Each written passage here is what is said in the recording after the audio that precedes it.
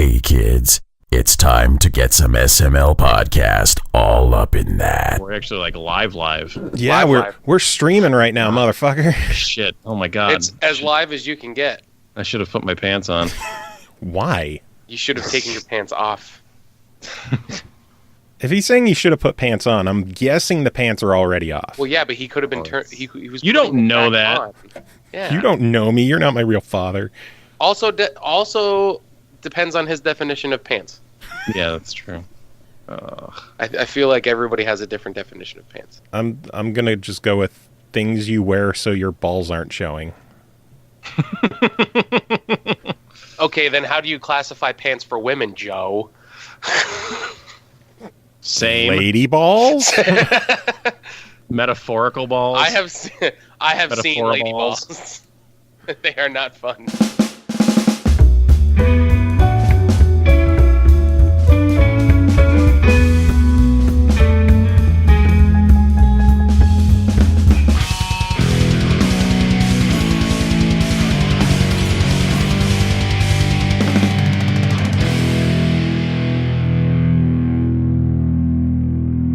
What's up, everyone? This is the SML podcast. I am your host, Joe. Fun show lined up tonight. Got an interview later on talking about the game X-Morph Defense with the guys from EXOR Studios. That should be really fun. But before then, I mentioned EXOR Studios. What about X-Strike Studios? Tim Ekkebus is here. Tim, how the hell are you doing? Oh, I'm doing good. I'm all right.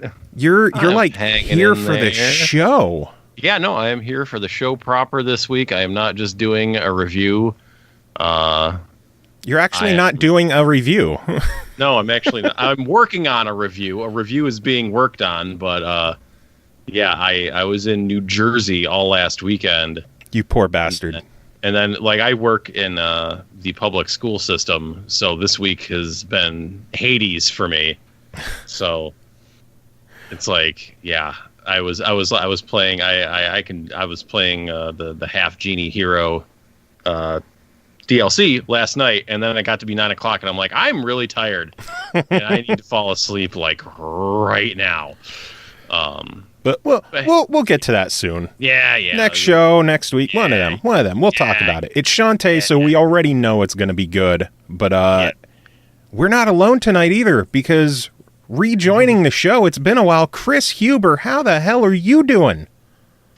Busy. God damn it.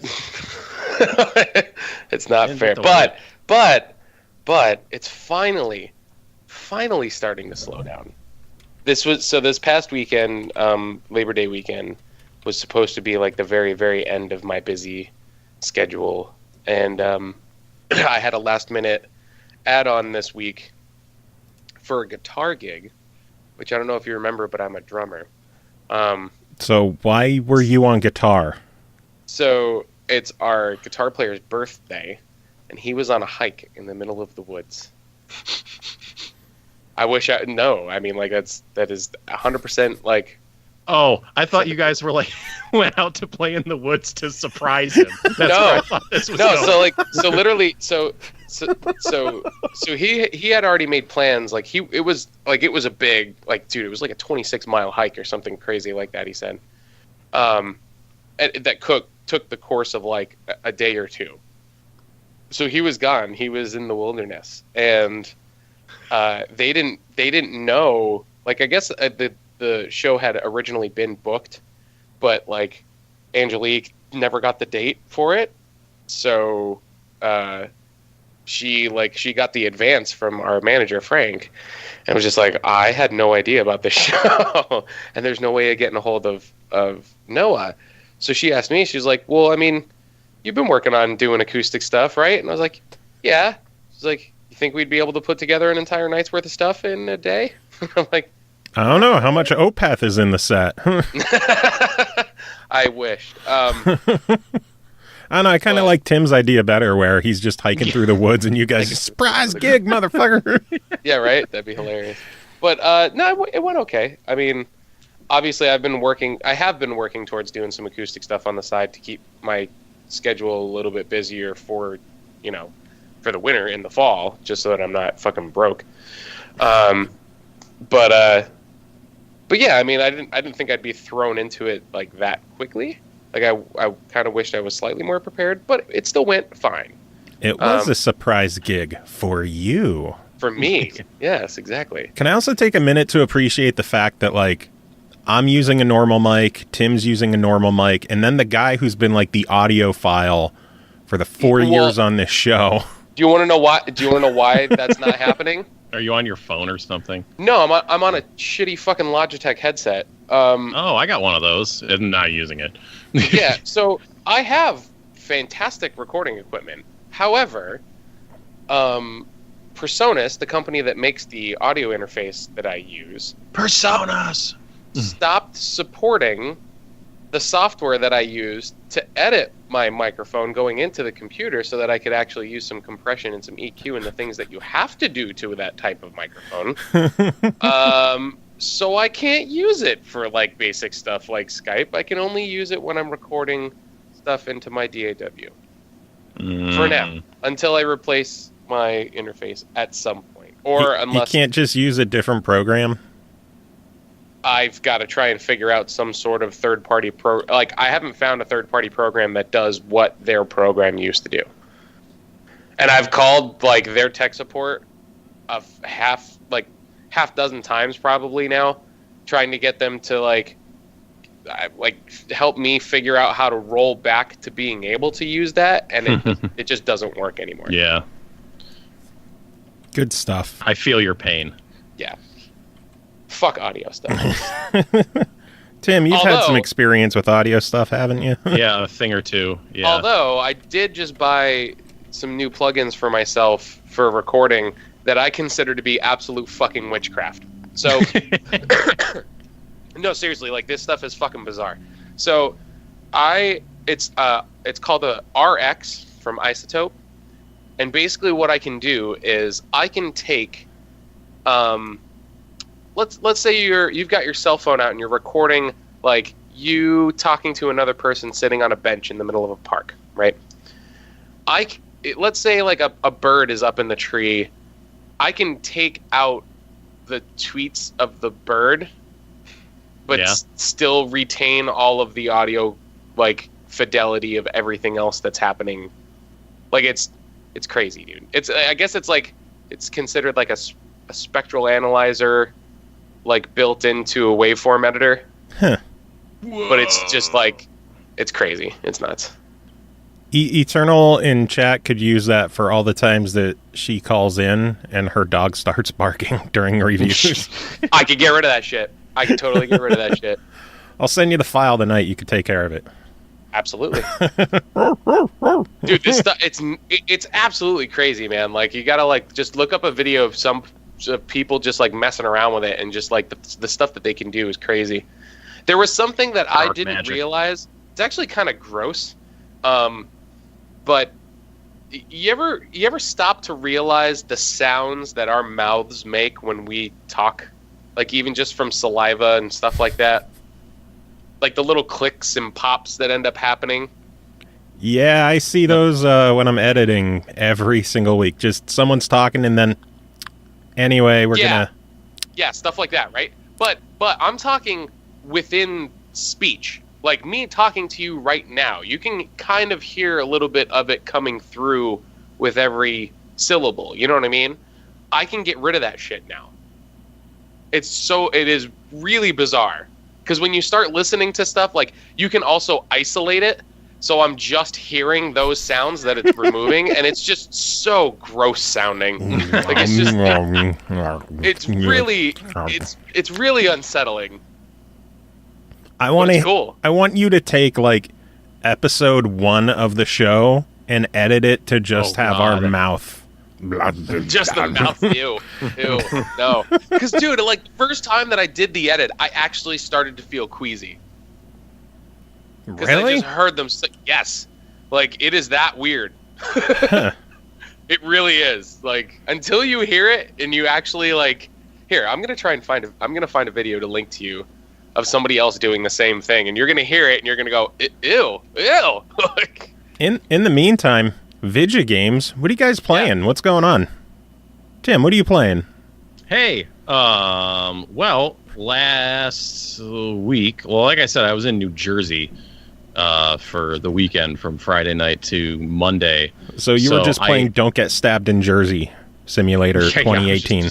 That's what I play every day now.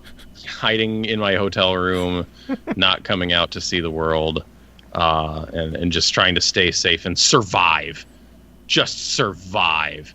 No, but I decided last week, under the immense stress and pressure of getting ready for the school year, I was like getting out of work every day and being like, I need to do something to make myself feel better. Which, and knowing I had the trip anyways, I picked up Mario plus Rabbids Kindom Battle for the Nintendo Switch. Ooh, how is it? And I played some of that. It's pretty good. I know you said you didn't get to play it. I'm guessing you said you had. Not yet. Not yet. You're too busy playing other games. If I move my head to the side, you could see the Rabbid from my collector edition hanging out behind me. For all the people enjoying this in audio format, I am pointing to a shelf. Nice. And Kris is going to edit the audio for that. I do not want to open that link. Dude, that link I'm has telling you, gross man. things in it. I'm telling you, you just gotta when there's a lull in conversation where you can if him and I are talking or something for a little bit, and you want to just dip out and listen to that. I'm telling you, it will change your perspective on audio completely. Oh my god. It is really, really bizarre. That'll be our music for the night. Scared. Somebody hold me. You're too far away, Tim. I can't hold you. Mario and Rabbids. So this game is kind of like I'm only in the first world, which still I've put a decent amount of time into it just playing through that. But yeah, it's sort of like XCOM. Like the thing that everybody says about it when they start playing is like, oh, it's kind of like XCOM, but simpler, not similar. Yes, obviously similar, but simpler. And there is a kind of tactical turn-based shooter game where you're taking cover and taking shots at enemies and moving around and using abilities and stuff like that. But I heard listening to other podcasts that it gets pretty rough later on. Like it's not just a cakewalk the whole time. You listen to other podcasts, you son of a bitch. I do. That's what I have to do in this day and age. What am I going to do? Listen to the radio? I don't think so. No, sir. Yeah, so I've heard it gets more complicated later on, but it's a really cool, really fun game, which is surprising given that it's Mario and Rabbids, and it's not more importantly, something. it's from Ubisoft. Yeah, and it's made by Ubisoft, which I think that unto itself doesn't mean they're. I mean, I don't like everything that Ubisoft does, but I like a lot of things that Ubisoft does. I like the concepts that they have. Yeah, I don't like their execution. Yeah, it just depends. I don't play any Tom Clancy games, but I've generally enjoyed the Assassin's Creed series. I just desperately miss Prince of Persia. Now, maybe the new Assassin's Creed will give you that Prince of Persia vibe. Maybe. Maybe. I still haven't played Syndicate, the last one. Prince of Creed. Prince of Creed. Basically, honestly, that's what it looks like to me. But tangents aside, this is a tangents. What do you mean? Weird mashup of, it's Mario and the Mario characters in the Mario universe with Rabbids. Yeah, this game actually seems like one giant tangent. Yeah, it's just really strange because I enjoyed the first Rabbids game, which was like a launch Wii game. Right around launch Wii game. And I enjoyed that.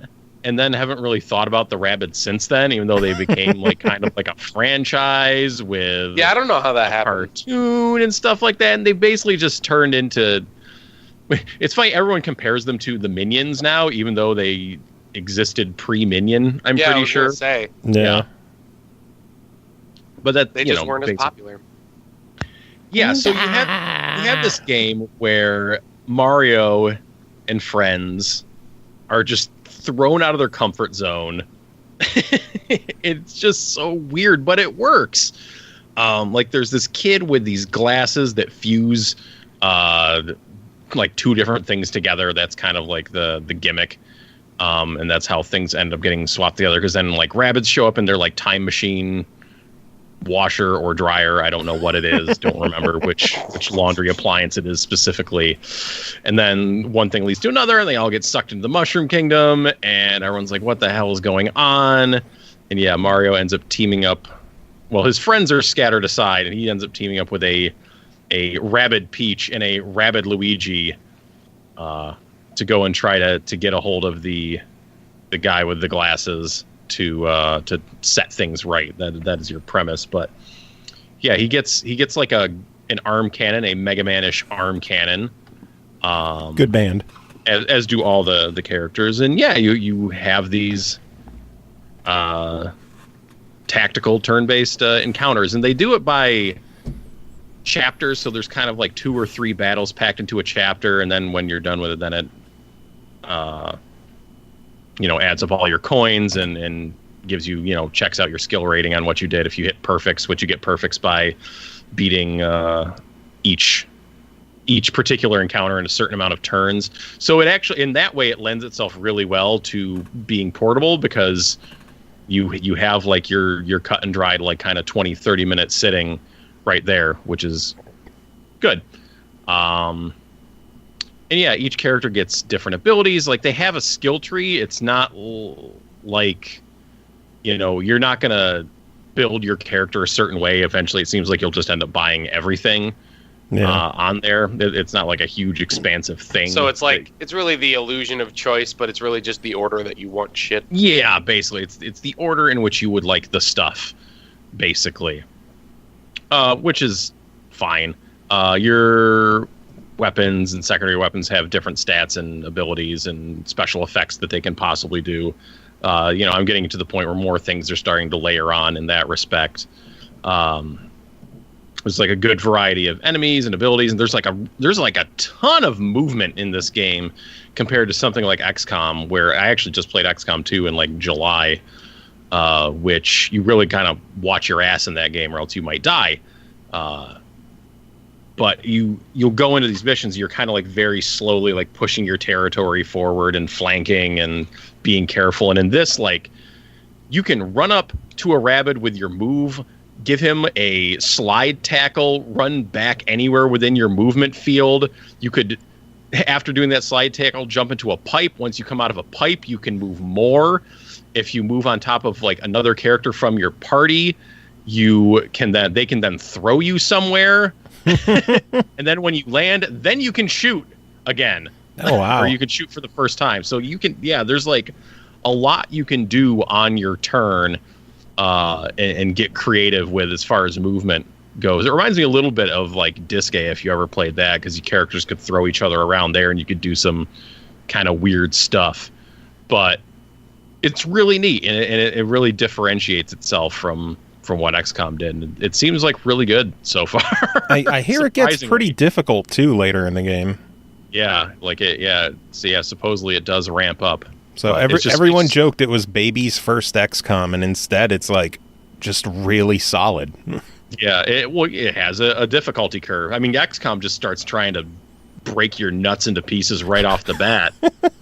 Whereas this, this game introduces you to its mechanics and slowly ramps up. And I'll be honest, I was always kind of slightly frightened by XCOM, and just intimidated by it a little bit. But this seems a little bit more like accessible and available for someone like myself. So I don't know. Yeah. So Tim, for $59.99, what's your verdict? Basically. I could not possibly say that as of yet. I haven't. I'm on world 1 of 4. Seems like it's. I mean, if you have a Switch, though, and you're looking for a, AAA full priced, if you're looking to spend $60 on a game, no. But if you're looking for a larger experience on your Switch, like this seems like probably a pretty good one to check out. even if you haven't really played games in that particular genre. I've been really taking my time with Zelda, so I think I'm still pretty good with Switch stuff for right now. I like really taking my time, especially because I really want to come up and scan all of your amiibos, Joe. Like all of them. I want to come scan your amiibos. I want, dude. I'm standing in GameStop. Well, like I went today to replace my controller. Because I was one of the dumbasses that got an Elite controller, and I've just been having nothing but fucking problems with it. Like, I've had to replace the thumbsticks like 4 times. I've had to do like the rubber is coming off on the back now, like the rubberized grip. It's just peeling off. Wow, I had heard really good things about that controller. I love my Elites. I have 2 of them, and they're the only thing I use. I fucking hate. Like I've had nothing but problems with mine. Extravagance. Like, nothing but problems with mine. I'll explain why I have 2. I had just the standard one that I got. It was like some holiday deal at Best Buy where if you bought it, you got a free copy of Halo 5, which, fuck it, I could flip Halo 5 to someone for like $40 and save them some money. Weird. And then on Craigslist, some dude was selling the Gears of War Elite for $60. Yeah, I would buy that. Goddamn right, I'm getting that one. Yeah, I would buy that in a heartbeat. So, yeah, I have 2 Elite controllers. Well, see, now, I didn't want to... I was very hesitant in going and getting... Wait, what are we talking about? Are we talking about Switch Pro controllers or Xbox Elite controllers? What are we talking about? Well, see, now, here's the thing. I got confused. This is the Xbox controller. I bought the Pro controller for myself. Which now I just need to get myself a Bluetooth adapter so that I can use it on my PC for Rocket League. But so I was hesitant in wanting to get another Xbox controller to replace the Elite. So I just got like a standard black one for now because I'm going to be having another controller in like a month or in like 2 months. You're saying it like you're having a baby. We're expecting. I basically am expecting another controller. Basically am because Joe, I didn't tell you this yet. This is news. Huh? Which I may or may not have a pre-order for something. Do you want to get a little quieter there? I could still almost hear you. I may or may not have a pre-order for something. For a Scorpio edition? Maybe. Nice. So, but I think that's just the standard. That's a pretty standard controller, right? That's not anything crazy. Yeah, it's just standard, but with the Scorpio projects or Scorpio edition lettering on it. Got it. Well, now I've got multiple controllers when I never have people over. I like how the last time you were on the show, you mentioned how little you've been playing your Xbox lately, and now you're like, I have a fucking Scorpio edition pre-ordered. Well, see, now I wanted to specifically do that because of... I honestly think I was looking to do a graphics card update to my PC, but with the way that prices are skewed with everybody trying to mine Bitcoins... Like, I've heard. Yeah, so like the prices on PC graphics cards have been really wonky. And when I was sitting there thinking about it, I was like, for the price of performance, when you really get down to brass tacks, right? Price for performance of what you're getting out of that console, I think it rivals a PC at this point. I mean, they're not fucking around with the specs on the thing. It just comes down to... that was specifically what made me interested. Which I know that, like... So, a lot of people are on the opposite side of it. They're like, well, this thing is overkill. I'm never really going to need anything like this. But on my enthusiast side, like, the PC Master Race gamer side of me goes like, this thing that I'm gonna get for what? It's like $500. Technically, I'll get rid of mine, so like I'll get maybe what, like $60 off of it or something stupid because they won't be worth like anything when I go to trade it in. Pretty much. But I'll get a little bit off of it, and let's say I tried to buy a pre-built computer for that much, right? I wouldn't be able to get the type of performance out of it at all. Like, you wouldn't even come close. So to me, again, just for dollar per performance. Performance. Yeah. Dollar per performer. Per. But you know what I mean? Like, it's just to me it makes sense. And even though, like, I personally don't have a 4K TV yet, the fact that it's going to get rendered in 4K and then sent out to wherever it's getting sent out to, like, that's still going to look great. Yeah. And I started talking to a girl, and she has a 4K TV, so... Oh, you just love me for my TV. Well, I mean, like... Boy meets girl, and they have a controller together. Yeah, like, she likes playing... That's specifically why, like, I've been, interested in actually pursuing dating again, is because, like, we actually have stuff in common, which is weird. I'm pursuing dating because she has a baller TV.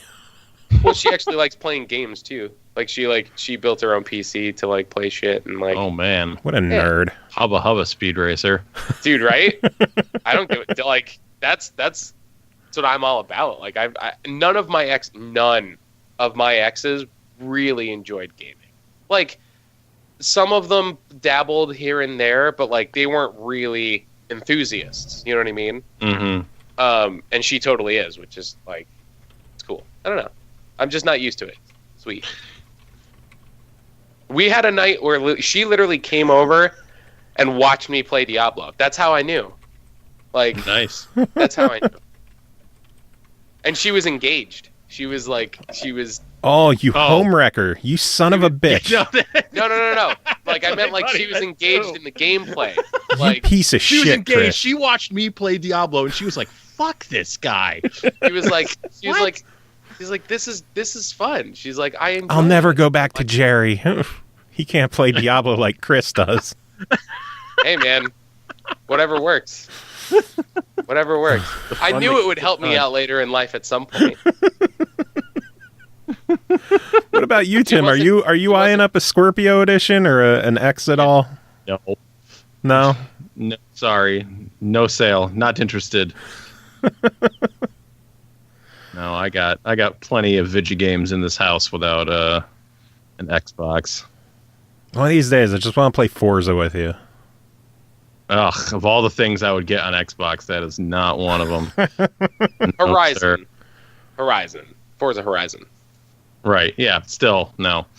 That's the only... Dude, I actually do not... I'm not a fan of the regular one, but Horizon, think of it almost like Cruisin' USA on crack. Cruisin' USA. It's like Cruisin' USA on crack. On crack. Like total crack.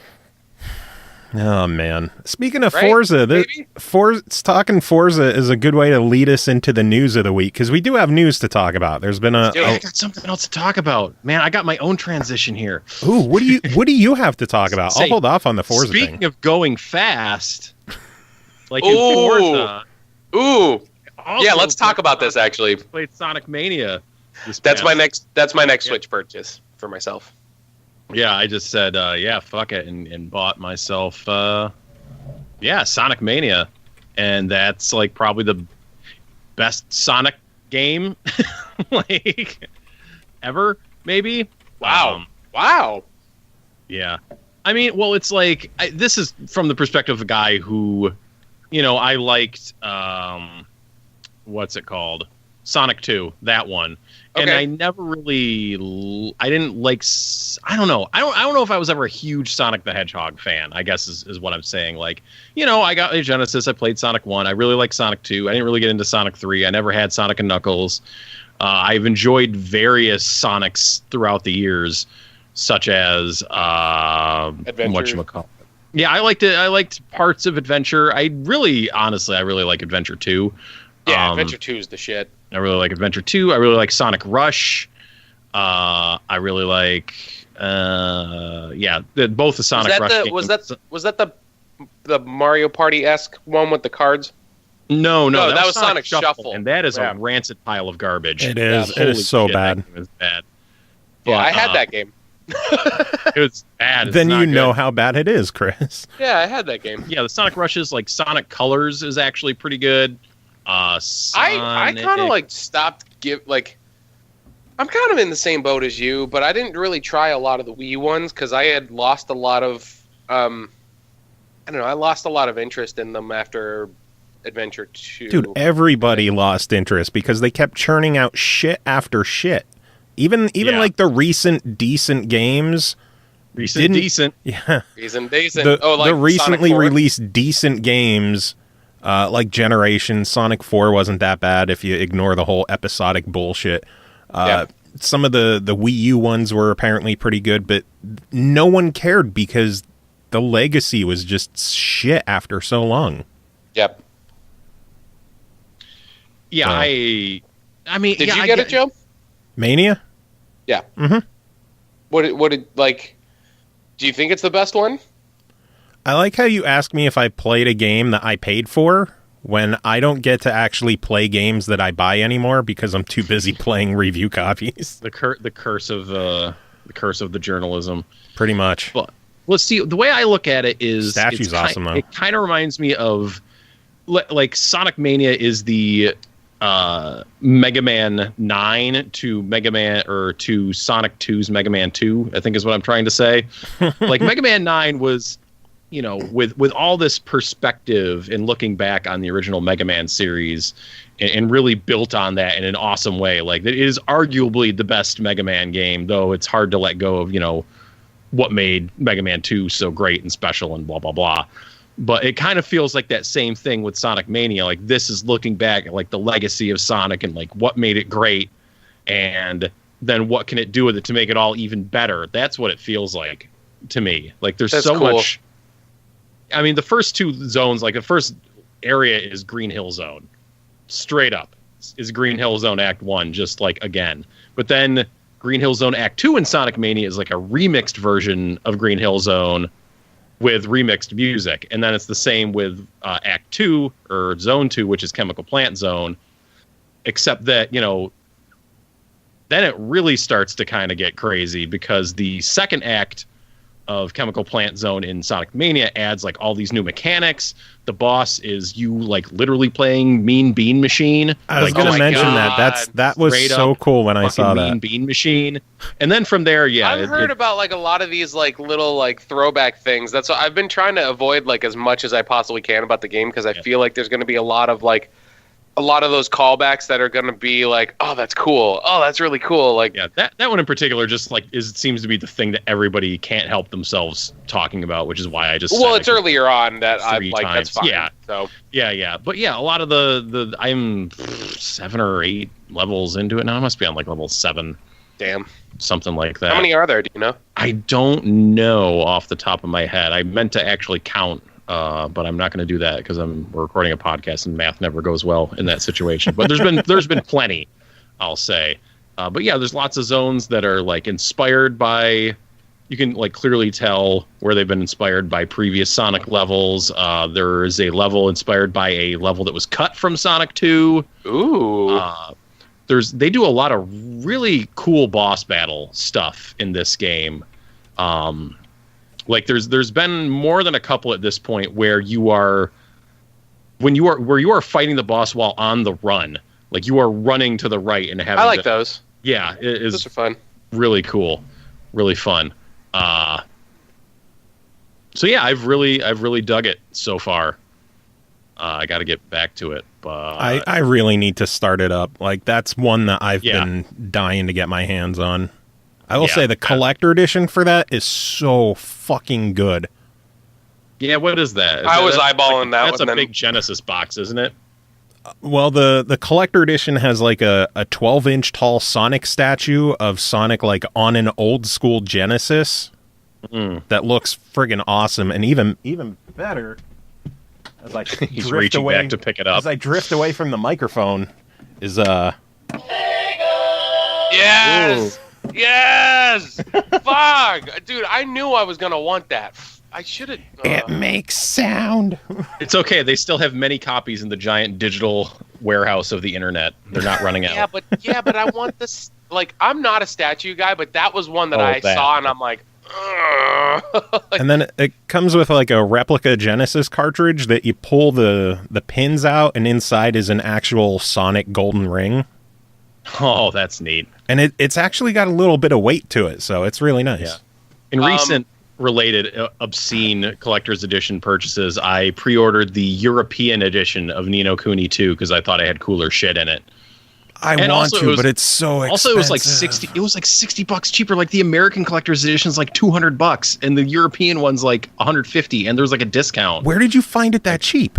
It's on like Amazon UK. Huh. Yeah. Every time I try to order new stuff from Amazon UK, it's like, oh, this doesn't ship to America. Yeah, that's what it says on the page, but it still lets you order. Oh, fuck. Yeah, because I looked on Game venture, UK. nothing gained, man. I looked on Game UK, and it was like 200 or some on there. And I'm like, well, if I went with the American one and I got it from Best Buy, I'd save 20% on that, so it'd be crazy cheap. So it has like that cool like music box thing in it, and I'm just like that. I have the Wizards edition of Ni no Kuni 1, which is worth like $400 fucking. I know. I've been trying to sell mine, and like everyone's like, oh man, I'm interested in getting. It's like, well, do you know how much it's worth? And then I never hear back from them. Yeah, and they're like, oh, it's like I'm serious. I didn't know that, sir. I'm not looking to unload it for $40. I mean, come the fuck on.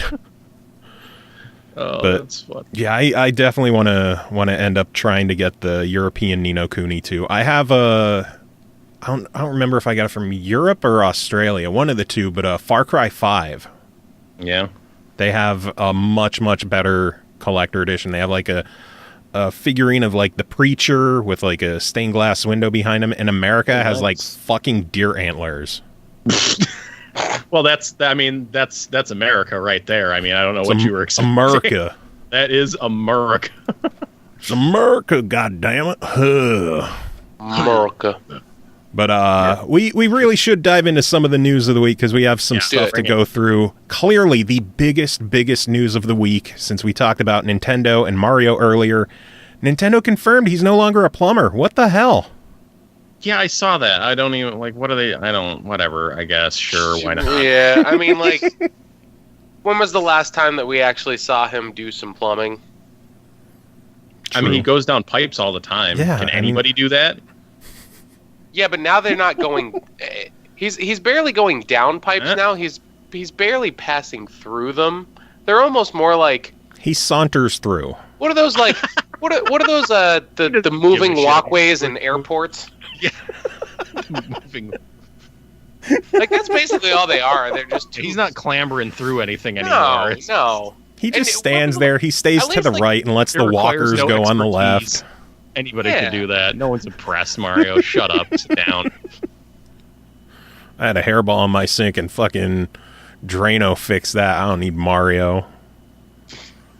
Son of a bitch. Anyway, there is actual like important news this week. Just today, Rockstar Games announced that LA Noire is getting a re-release November 14th. Oh man, the world needs more shitty games out there. I thought LA Noire was pretty good. I fucking hate LA Noire. It was all right. Well, it was okay.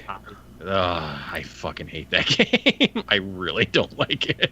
But there's actually going to be 3 different versions coming out. The first one, obviously, LA Noire is being re-released on Xbox One, PS4. The game, all the DLC, enhanced visuals, new lighting and camera angles, 4K on Xbox One X and PS4 Pro. Everyone kind of expected that. And then there's a version called the VR Case Files, which is going to be released on the Vive, which features 7 missions from the game specifically rebuilt for VR. Like, that's cool. And then the 3rd edition, LA Noire on the Switch. Sure, why not? Includes all the DLC, Joy-Con enhancements like gyroscope and gesture controls, HD rumble, and touchscreen controls as well. And all of them are coming out November 14th. Curious to see how that is on the Switch. I think it's interesting to see Rockstar releasing a game on the Switch. I wonder if we'll see more support from them. Could Red Dead be far behind? Yeah, probably. Probably very far behind. I mean, like, yeah. Yeah, probably. Yeah, no, I don't think so. Nope. I wouldn't be shocked to see GTA 5 on the Switch, though, since it was released on last-gen platforms. Yeah, I don't know. They could easily take the last-gen version, throw it on a Switch cartridge, and I like how you charge said $60 easily. for it. Man who knows everything about game design, game development. It's easy, just whatever. Just drag the ISO over. It's good. That's how games work, right? They could somewhat hypothetically take the last-gen version. Sure. Hypothetically. I mean, Microsoft made an Xbox 360 emulator for the One. They could easily license that technology to Rockstar to put the 360 version on the Switch, right? That's how it That would works. be interesting. That would be interesting. If it actually worked that way, that'd be interesting. It wouldn't, but you never know. Destiny 2 released this week, and people are not at all happy with the addition of microtransactions to the game, which is shocking because I thought people loved microtransactions. Hold on.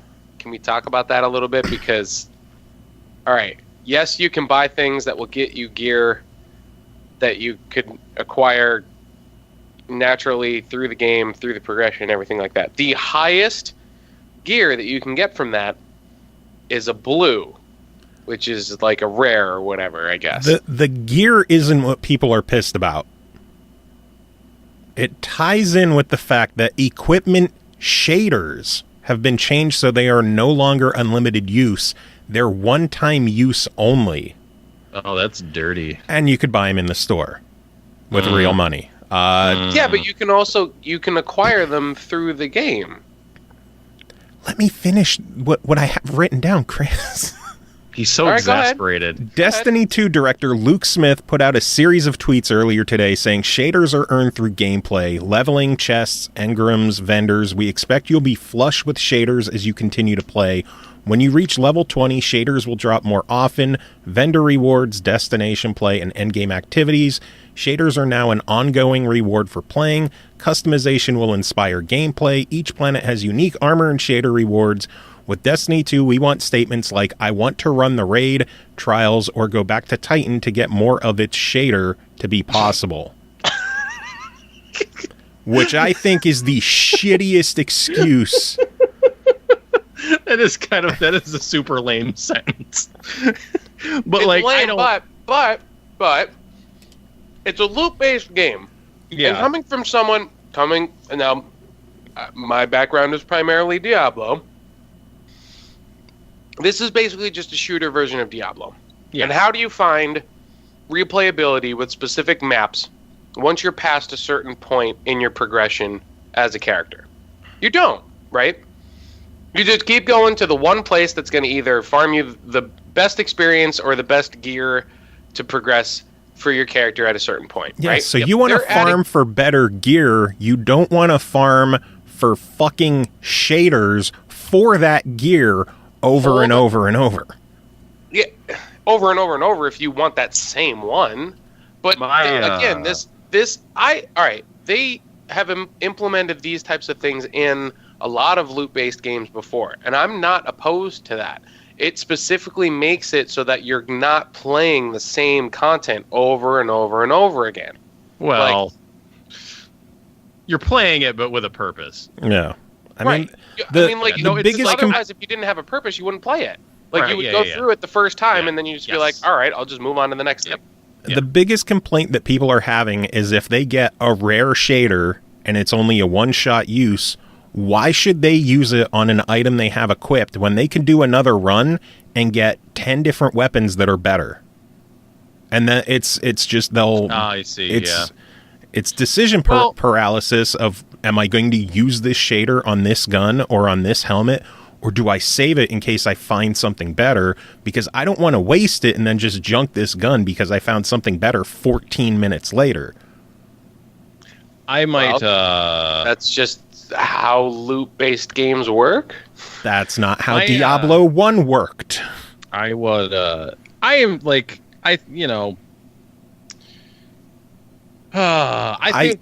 it's with a game like Destiny, so it's like they gotta, they want to support this game, with more content and shit over the course of the next however many years until Destiny 3 comes out. Though also there's going to be DLC in the meantime. Like, shaders are a fairly harmless thing to actually, to charge for, Right. in my opinion. And like, and the way from people, I hear that are into Destiny, like they're not really going to give that much of a shit of having to like replay stuff, because that's what you do in Destiny, is you replay stuff all over and over and over again.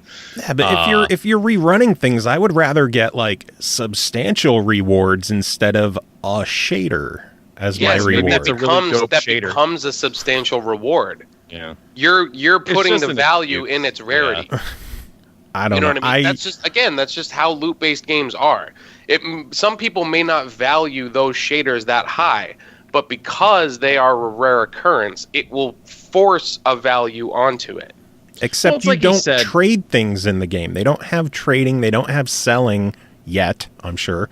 I was going to say, just, he says it drops more after you hit level 20, which is end game, which is when you're going to... Which is when you're going to want to be tricking out specific weapons anyway. Right. So I don't think it's actually... I don't think it's a problem. I think it's people having a kerfuffle because they can, and then whatever, they'll get over it. I think it's mainly people... All right, I understand the uproar from the Destiny community because they are worried that it could lead to them doing other things with microtransactions, which that would become a problem. You don't want pay to win. That's what you don't want. Yeah. Right. Yeah. Which technically... You do get some basic stats from some of the stuff that you can get with the stuff that you can pay real money for. But again, the stuff that you find will surpass it. Yeah, it seems silly to spend money. I think it's dumb that it was something that was unlimited use in the first game, and they changed it and removed that to put it in a microtransaction store. I think that was kind of shady to do. But my biggest gripe is with their response to it. It is the worst... PR statement I've ever heard with an issue. Like, people are legitimately pissed at this company, and they're just like, oh, well, we just want you to feel like, oh, I want to run a trial again so I could get a pink and blue shader. It does sound dumb. Like, that's just saying you're wrong either. Both of these opinions can exist next to each other. Full disclosure, I guarantee you, when I play the game, I'm not going to fuck with shaders at all because I don't care. But people out there do. Right. Me either. People out there do, and I think they're rightfully pissed about this. But whatever. What are you going to do? For the most part, it sounds like people have been enjoying Destiny 2. I still haven't played Destiny 1, even though I got it for free off of Newegg, where it was like, buy it for $10. Here's a rebate for $10. Nice. Let's not forget that this is also the game that advertises it's available for PS4 and other platform. Yeah, right. It'll be on PC eventually. Yeah, I gotta wait like a month or two. 6 weeks or something. October, it's like October 24th, Apparently I think. That version is very good. I just think it's funny that they don't even refer to Xbox by name. They're just like other platform. Other platform. Unspecified other competition We don't platform. talk about other platform around here. And then Sony with their marketing deals and Microsoft is like, yeah, well, we're going to drop the price of the Xbox One to $250 and give you 2 free games of your choice, including Destiny 2. Suck a dick, Sony. So I thought that was hilarious that they did that. I thought it was hilarious. Yeah. It's a giant fuck you. All right, what's next? Anyway, some more Microsoft-related news. It was confirmed, Kris, you'll be excited. The Steam release of Killer Instinct will feature cross-network play with Windows 10 and Xbox. I can't wait for that to come out. I've just been using the Windows 10 version, so I already have my copy. Yeah. More Xbox-related news. Forza 7 is gone gold, and in December will hit September 19th. Normally, like, a demo wouldn't be a big deal, but I love Forza, so of course I'm going to mention that. Because I'm a whore for Forza, a Horza. A Horza, if you will. You're a Horza. Horza. Some Sony news. Dead Rising 4 is going to be hitting the PS4 December 5th for $50 and will include all the DLC and bonus content, as well as the all-new Capcom Heroes content featuring over a dozen outfits as well as special attacks from classic Capcom characters. And that hero will release on Xbox as well, so they're not missing out on anything. Yeah, I thought that was... Yeah, I heard that, and I was like, oh, that's cool. And then I remembered I haven't played 2 or 3. So it's like, well, I'll probably get it on the cheap at some point, just to dick around in it. I think it's fun. I had fun with it, but... Yeah, I think it would be a fun dick around game, which is, they've stripped out, basically, all the time constraints on that game. At some point, which pissed a lot of people off. But... Yeah, it's good and bad. That was cool about the first game, but it's also really freaking stressful. So, it actually made me enjoy the game more because I didn't have to worry about rush here. Oh, I only have this much time. I get to explore at my pace. Yeah, I can only play stressful games. I enjoy a good stressful game like XCOM or whatever that's going to stress me out and make me make decisions and feel like I'm going to die. But it's an acquired taste and one I only want to mess with every now and then. Yeah. Last bit of news I have is that Shovel Knight is getting more amiibo figures. Fuck yes! Oh they look sweet, dude. They look so do. Good. That Plague Knight one is so good. A 3-pack of Plague Knight, Spectre Knight, and King Knight. All 3 of them are getting the amiibo treatment in a 3-pack and will unlock new cosmetic armor, challenge stages, and fairy companions. Yeah, I will... Not many amiibo out there that I will just buy the shit out of the second they come out, but that would be one of them. And I actually have faith that we'll be able to find these because it's not Nintendo releasing them. It's Yacht Club. Yeah, there was plenty of Shovel Knight around. It sucks because I got kind of like last year.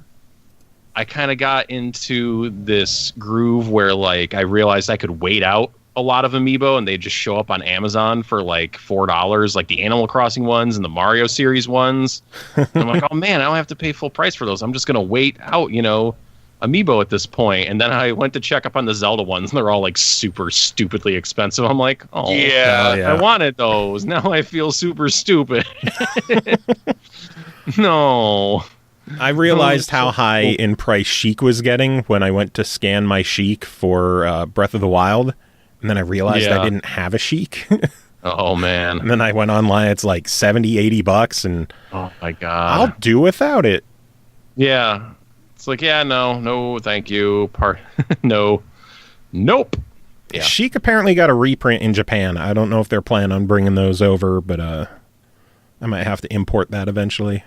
I think it's the only one I'm missing still from the Smash set. I'm sure the people who watch us on Mixer... yeah, that didn't really, like, register with me. Like, I used to see Sheiks all over the place. Now they're... Oh, man. I remember when Ness was like the hardest one to find, and now I could go pretty much anywhere and still find Ness. I actually had a good time, easy time finding the Nesses. But I mean, we digress. Yeah, amiibo, yay! Amiibo. But yeah, that's the news I got for the week. Any news you guys want to talk about? No, not that. You are reminding me of the news of the week right now. Like I've so been not paying attention to what's been going on in video game news because I've just been so busy all the time. There's a couple things. Oh, yeah. No, I actually did just. Yeah, there is some. You can go ahead. No, go ahead. Okay. What's your opinion on the difficulty slider in South Park? That's it. That's exactly what I want to bring up. I just read that. So, Kris, tell us about the difficulty slider for the people who might not know what it is. Yeah, this is in South Park, the new South Park game. In the new South Park game, when you're creating the difficulty for your character, it adjusts by the color of your skin. So, easy mode is rather Caucasian. Very difficult is rather not. Yeah. So the thing I was unclear of is that, like, so yeah, if you make the game harder, it makes your character more darker skinned. But I wasn't clear on whether like you could just customize your character. Like, could you make them African American anyways without adjusting the difficulty up, or is that just something that like no matter what, if you're playing on Super Hard, it makes you a black person? I'm gonna guess it's just based off the difficulty, which is not only a good look at today's society, but it's also funny as hell. It's also yeah. You have to remember this is a South Park game, so they could have easily did this with the intentions of being like, yeah, that's just how it is. Fucking deal with it. It's like it's not. It doesn't make combat harder. It just makes people treat you differently. Just treat you differently. Less money. Yes. That's what it. That's people what it treat says. you like shit, and you get less money. And you get less money. Oh, that would be crazy. That's what it is. Oh man, I can't wait to see it. It's super interesting. And then the gender stuff in the game as well. I haven't checked that yet. You get to choose your gender because in the first game you were male. In this game you get to choose male or female, and if you choose female, Mr. Mackey is like, have you always been female? Like the stick of truth and all that stuff? You were a girl the whole time? Okay. So they even address the fact that you were a boy in the first game. Oh, you are the same child. Yeah, you're still the new kid. Okay. Yeah. No, can you import your save? I have a really strong connection to my kid from the first game. I don't remember what platform I played it on. Were you a Jew in the first game? Oh yeah, of course. How could you not be? Everybody had to be a Jew in the first game. Oh, that was just too. I don't remember what I was. Yeah, I was a Jew for sure. Yeah, I was a Jew. There was an achievement for being a Jew. Of course you were a Jew. No, it was an interesting class option. The other ones were like mage, thief, warrior. I'm like, but Jew? What is that? I got to replay that game. I've never played as that before. So what other news? You guys said you had some stuff. So I don't know if you guys heard this, but the head of the Pokemon company put out a statement saying that he thought that the Switch was gonna bomb. Really? Yeah. Huh. Yeah. That's some faith. Let me see if I can find. Did he put out that statement like before it was successful? Because he might. Well, in the statement too, he said, "But obviously, I was wrong." Oh, okay. So he's just like, "Yeah, I fucked up." But yeah, he's. That's funny. Yeah, let me see if I can find his. Well, Kris is looking that up. Of course, we should probably touch on the Rock Band DLC for the week. Okay, I got it. So, he was speaking. Let's see here. This was Titsik. Oh my god, I'm gonna fucking butcher that. Is it whoever the new CEO is of Pokemon Company? That guy. That guy. He was speaking with Bloomberg, and he said, "I told Nintendo that Switch wouldn't be a success before it went on sale because I thought that in the age of the smartphone, no one would want to carry out a game console. It's obvious I was wrong."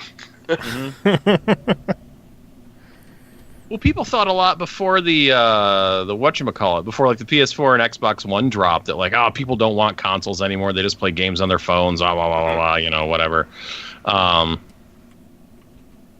Yeah, but they were wrong. People bought that shit.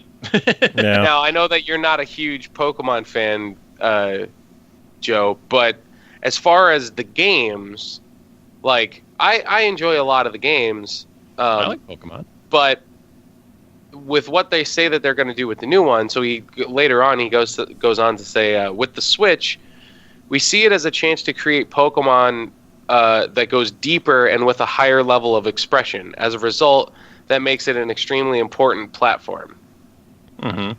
So I really think that they're going to kind of like go a little bit more in depth with it, which it's kind of what I always wanted from like the at least the handheld versions of it. Like Pokemon Tournament was like, or Pokemon Stadium was like a thing which was cool as far as like the animations and stuff like that. But gameplay wise, the handheld ones were always king.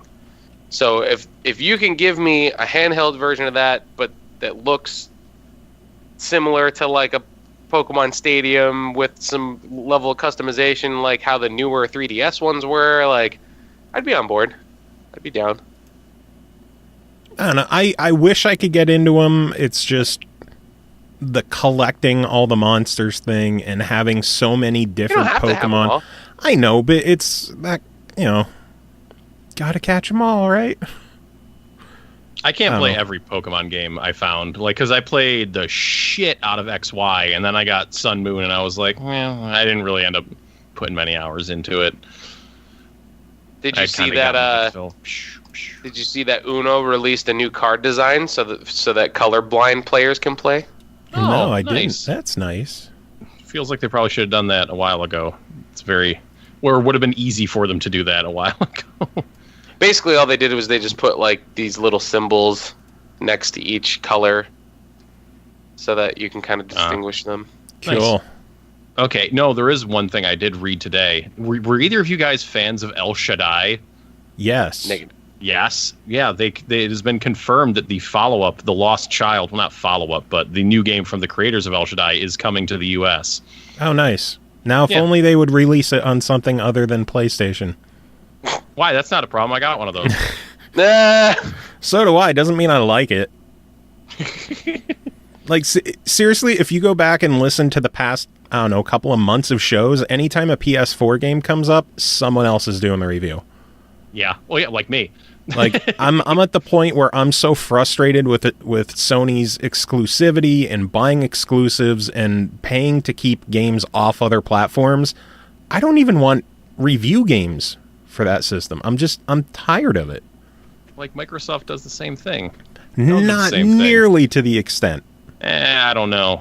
There was a lot of console first. Like, there was a lot of exclusive wordery around their E3 conference this year. And usually their exclusives are like 3 months tops.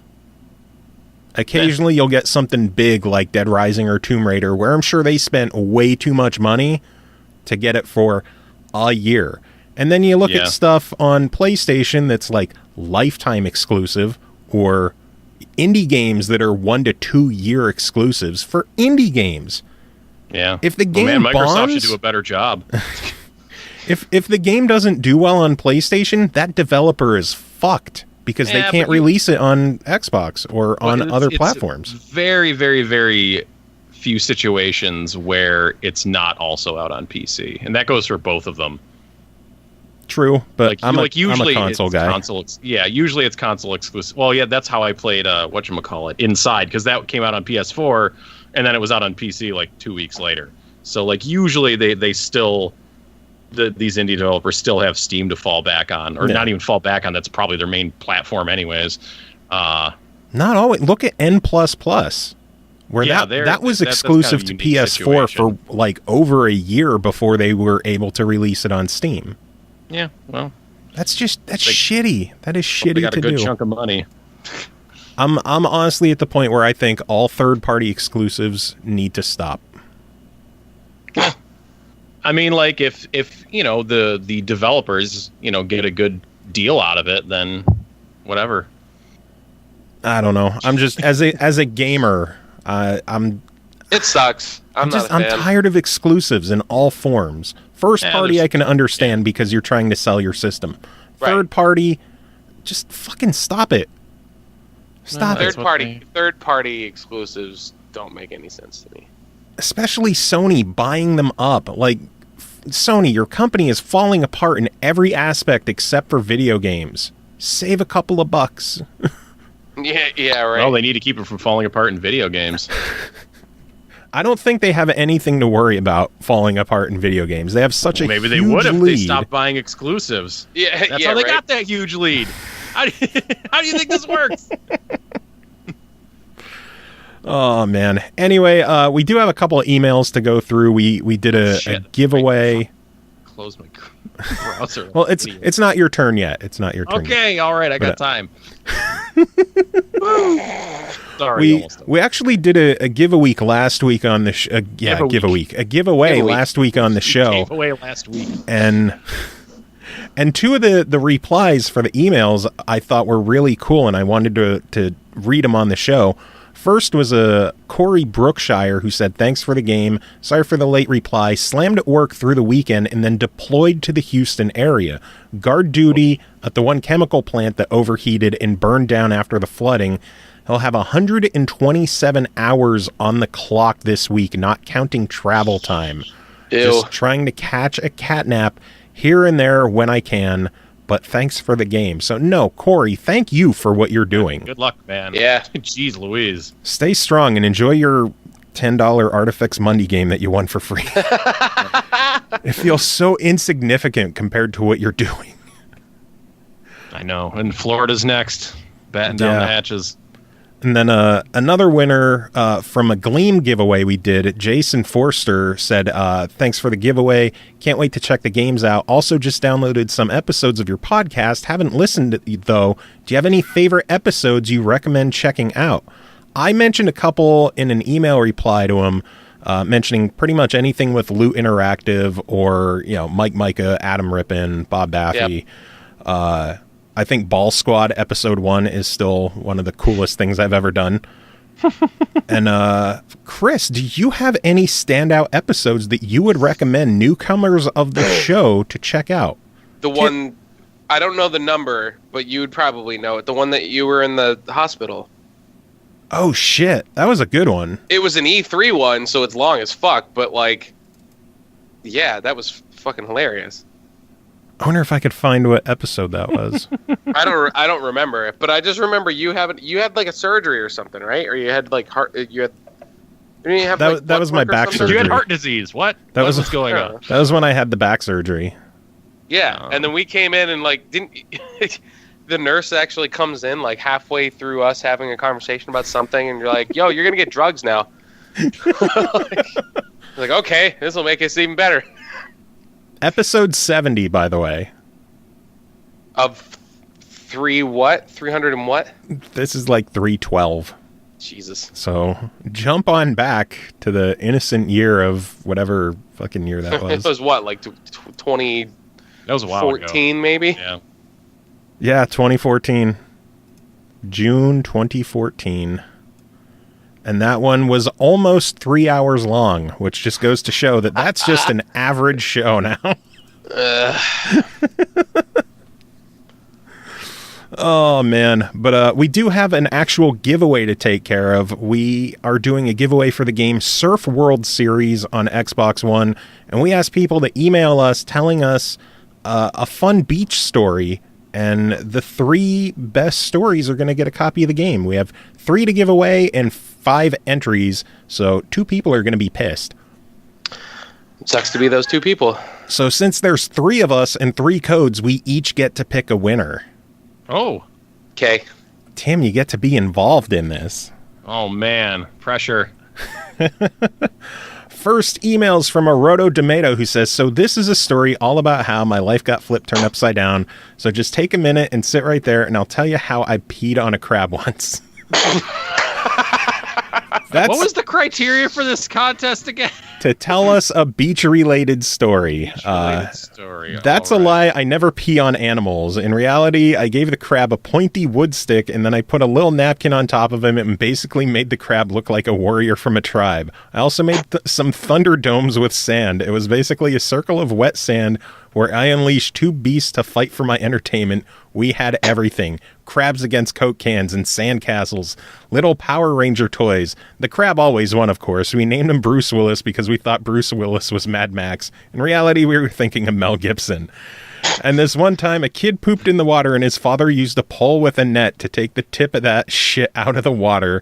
But when he was waving it past me, it dripped a little in my eye. Wasn't great. Like a big pizza pie. Okay, then. Right. How do you sum that up? Thunderdome shit dribble. I'm saying the crab story. Crab? Yeah. Thunderdome Crab shit story. dribble. Yeah, the next side rock band that we put together. Write that down for the name. Oh my god. Thunderdome shit dribble. Thunderdome shit dribble. Next email is from Vladimir Lubtek. I hope I'm saying that right. Hey guys, here's my story. I know I like it and I hope you do too. One time I was resting at the beach, sunbathing, calm mood, really good weather. Then a strong gust of wind comes out of nowhere and blows away the beach umbrella of some family next to me. I'm not lying, the thing was blown into the sky, reaching like 30 feet up and then fell into the ocean, 30 feet from the shore. And all that happened in less than 8 seconds. I saw how the family stood still as they weren't able to do anything about it. It was too quick. On the earth, in the sky, drowning in the sea, the king of the seas claimed that parasol for himself. It was amazing. But the story doesn't end there. Oh, 3 or good. 4 days after that, I decided to go scuba diving with my girlfriend. We were swimming when I told her about what happened with the umbrella. Then I decided to Lies. dive. Wait, he's swimming and he was underwater telling his girlfriend about the story? I don't buy it. It's made up. I decided to dive, and guess what? I saw it upside down with some rocks on it. The goddamn beach umbrella. Poseidon offered me a prize, a gift. Of course I went for it, but it was like getting out the sword and the stone. It was too heavy to pull it out. But I needed that prize, so I figured I had to close the umbrella first, or maybe slide it sideways in order to circumvent all that massive water. That was a good plan, but then the unthinkable happened.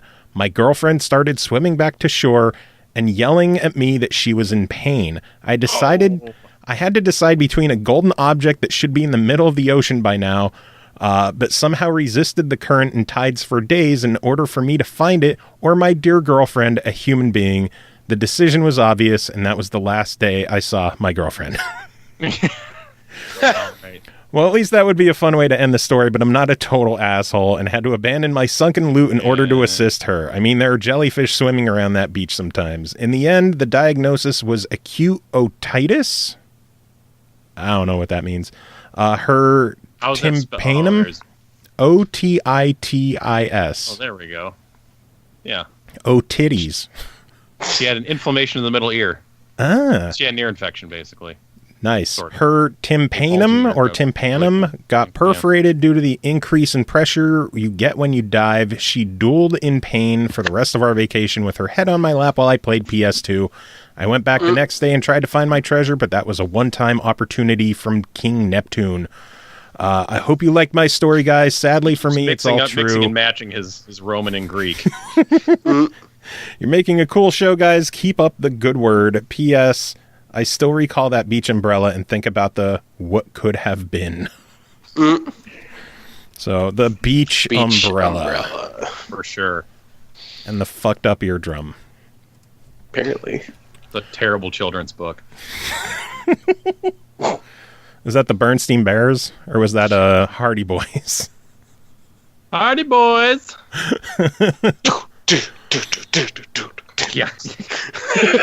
Yeah. Next email is from John Harvey, who says, I'd like the copy of Surf World Series on Xbox One, but I don't really have any entertaining beach experiences. I grew up in Scotland. I grew up in Scotland. It isn't exactly known for its beach weather. Added to that is the fact that as kids, my younger brother and I went exploring the rock pools at Troon Beach. Long story short, I kicked a jellyfish and got stung. Afterwards, I think my parents decided that going to the seaside was way more trouble than it was worth. This means my entry is going to be the educational route instead. It all starts with things called parrotfish. Large shoals of them hang out by coral reefs, which they devour, grinding it up with their large beak-like teeth. After digestion, they crap out the leftover particles, which then sink to the seafloor, mixing with fossilized remains of prehistoric algae, mollusks, and crustaceans that have been eroded from the limestone cliffs. The resulting sandy mixture builds up year on year, decade on decade, ultimately creating the entire islands of soft white coral sand. One of the most prized tourist destinations on Earth. Makes you think, when Halle Berry emerged from the ocean in that orange bikini, she looked gorgeous, but ultimately, she was standing on a huge pile of fish crap and microscopic skeletons. Thanks for the chance and good luck. Solid ending there. Okay, then. Fish crap and skeletons.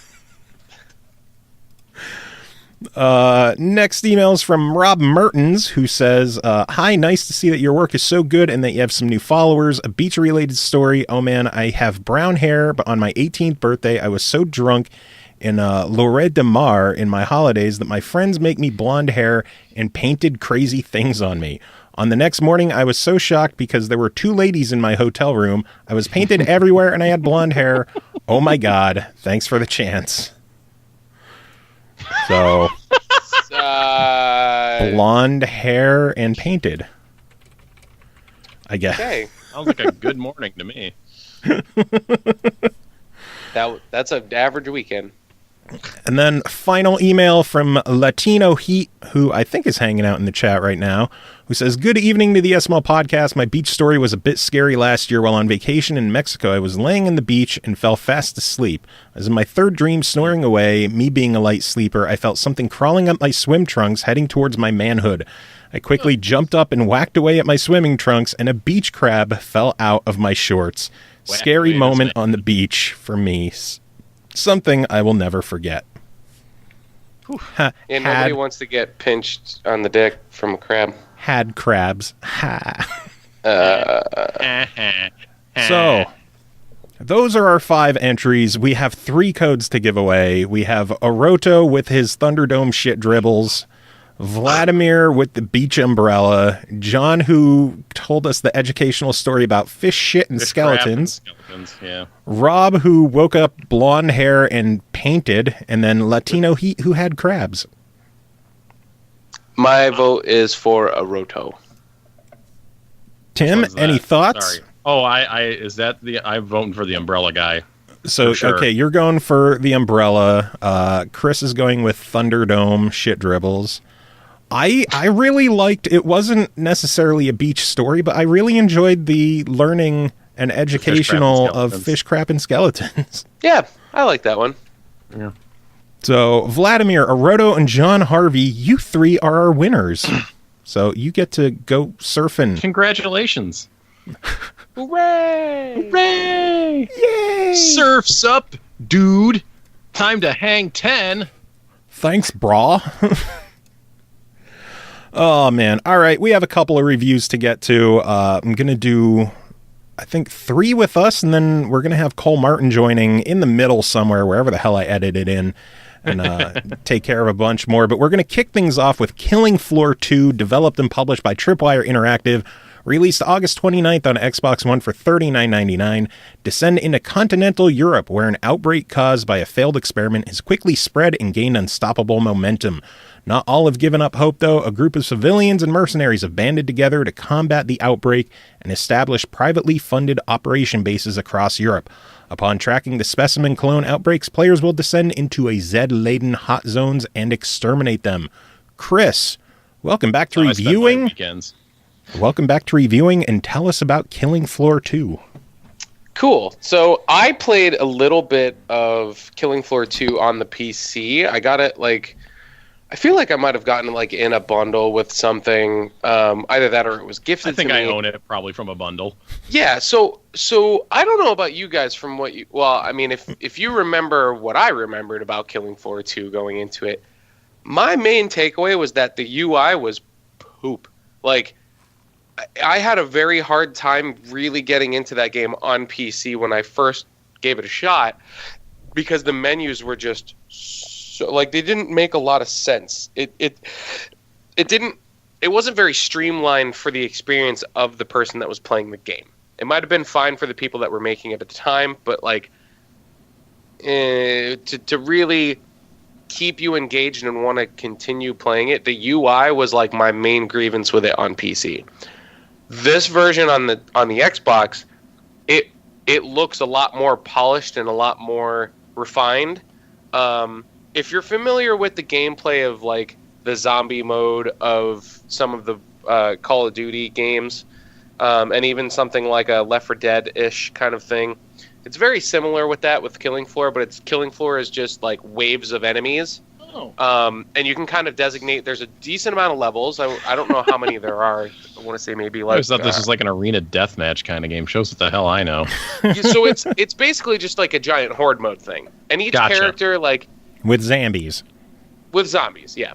So each character, there's different perks that you can equip to your characters that will give you different abilities and give you different stats for certain stuff. If you're using a specific type of weapon, you might do slightly more damage, or you might get a little bit of a bonus on your armor or whatever.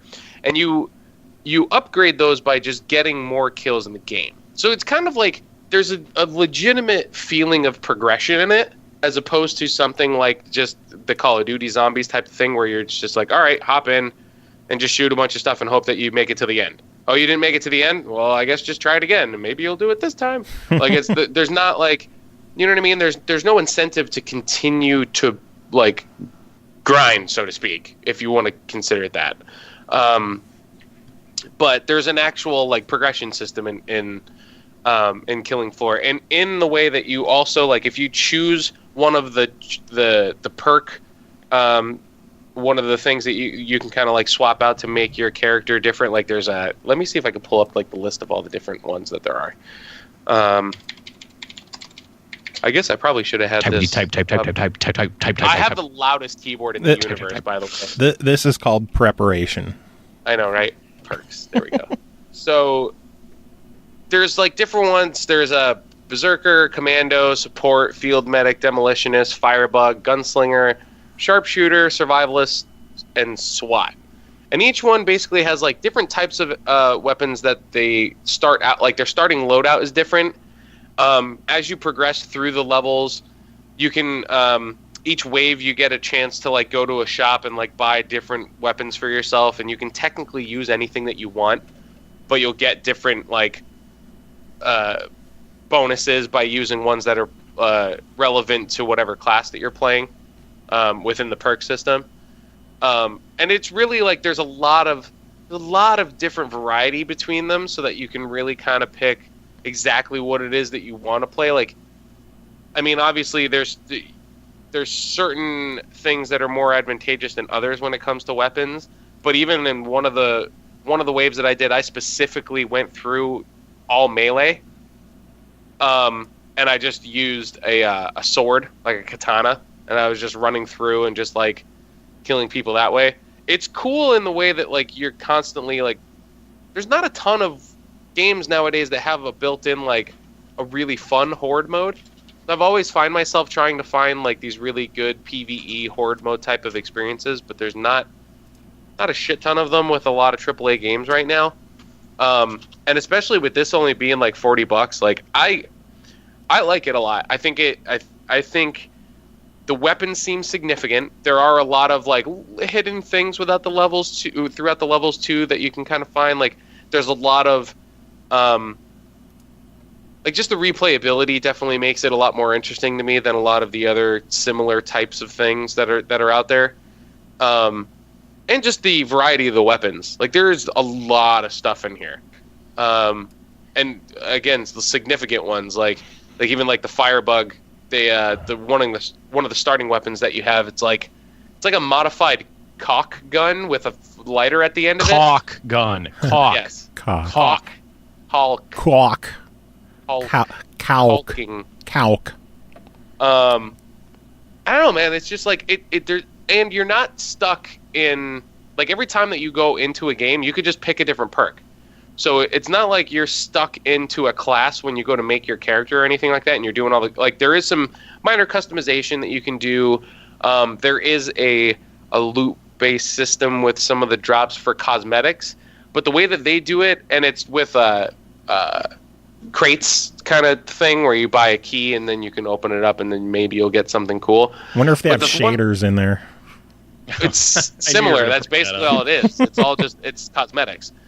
But the way that they do it, I thought was kind of interesting in that, like, let's say you're the type of player that like, I'm never going to spend extra money on this game ever, right? But you still want to try and get some of the cosmetics.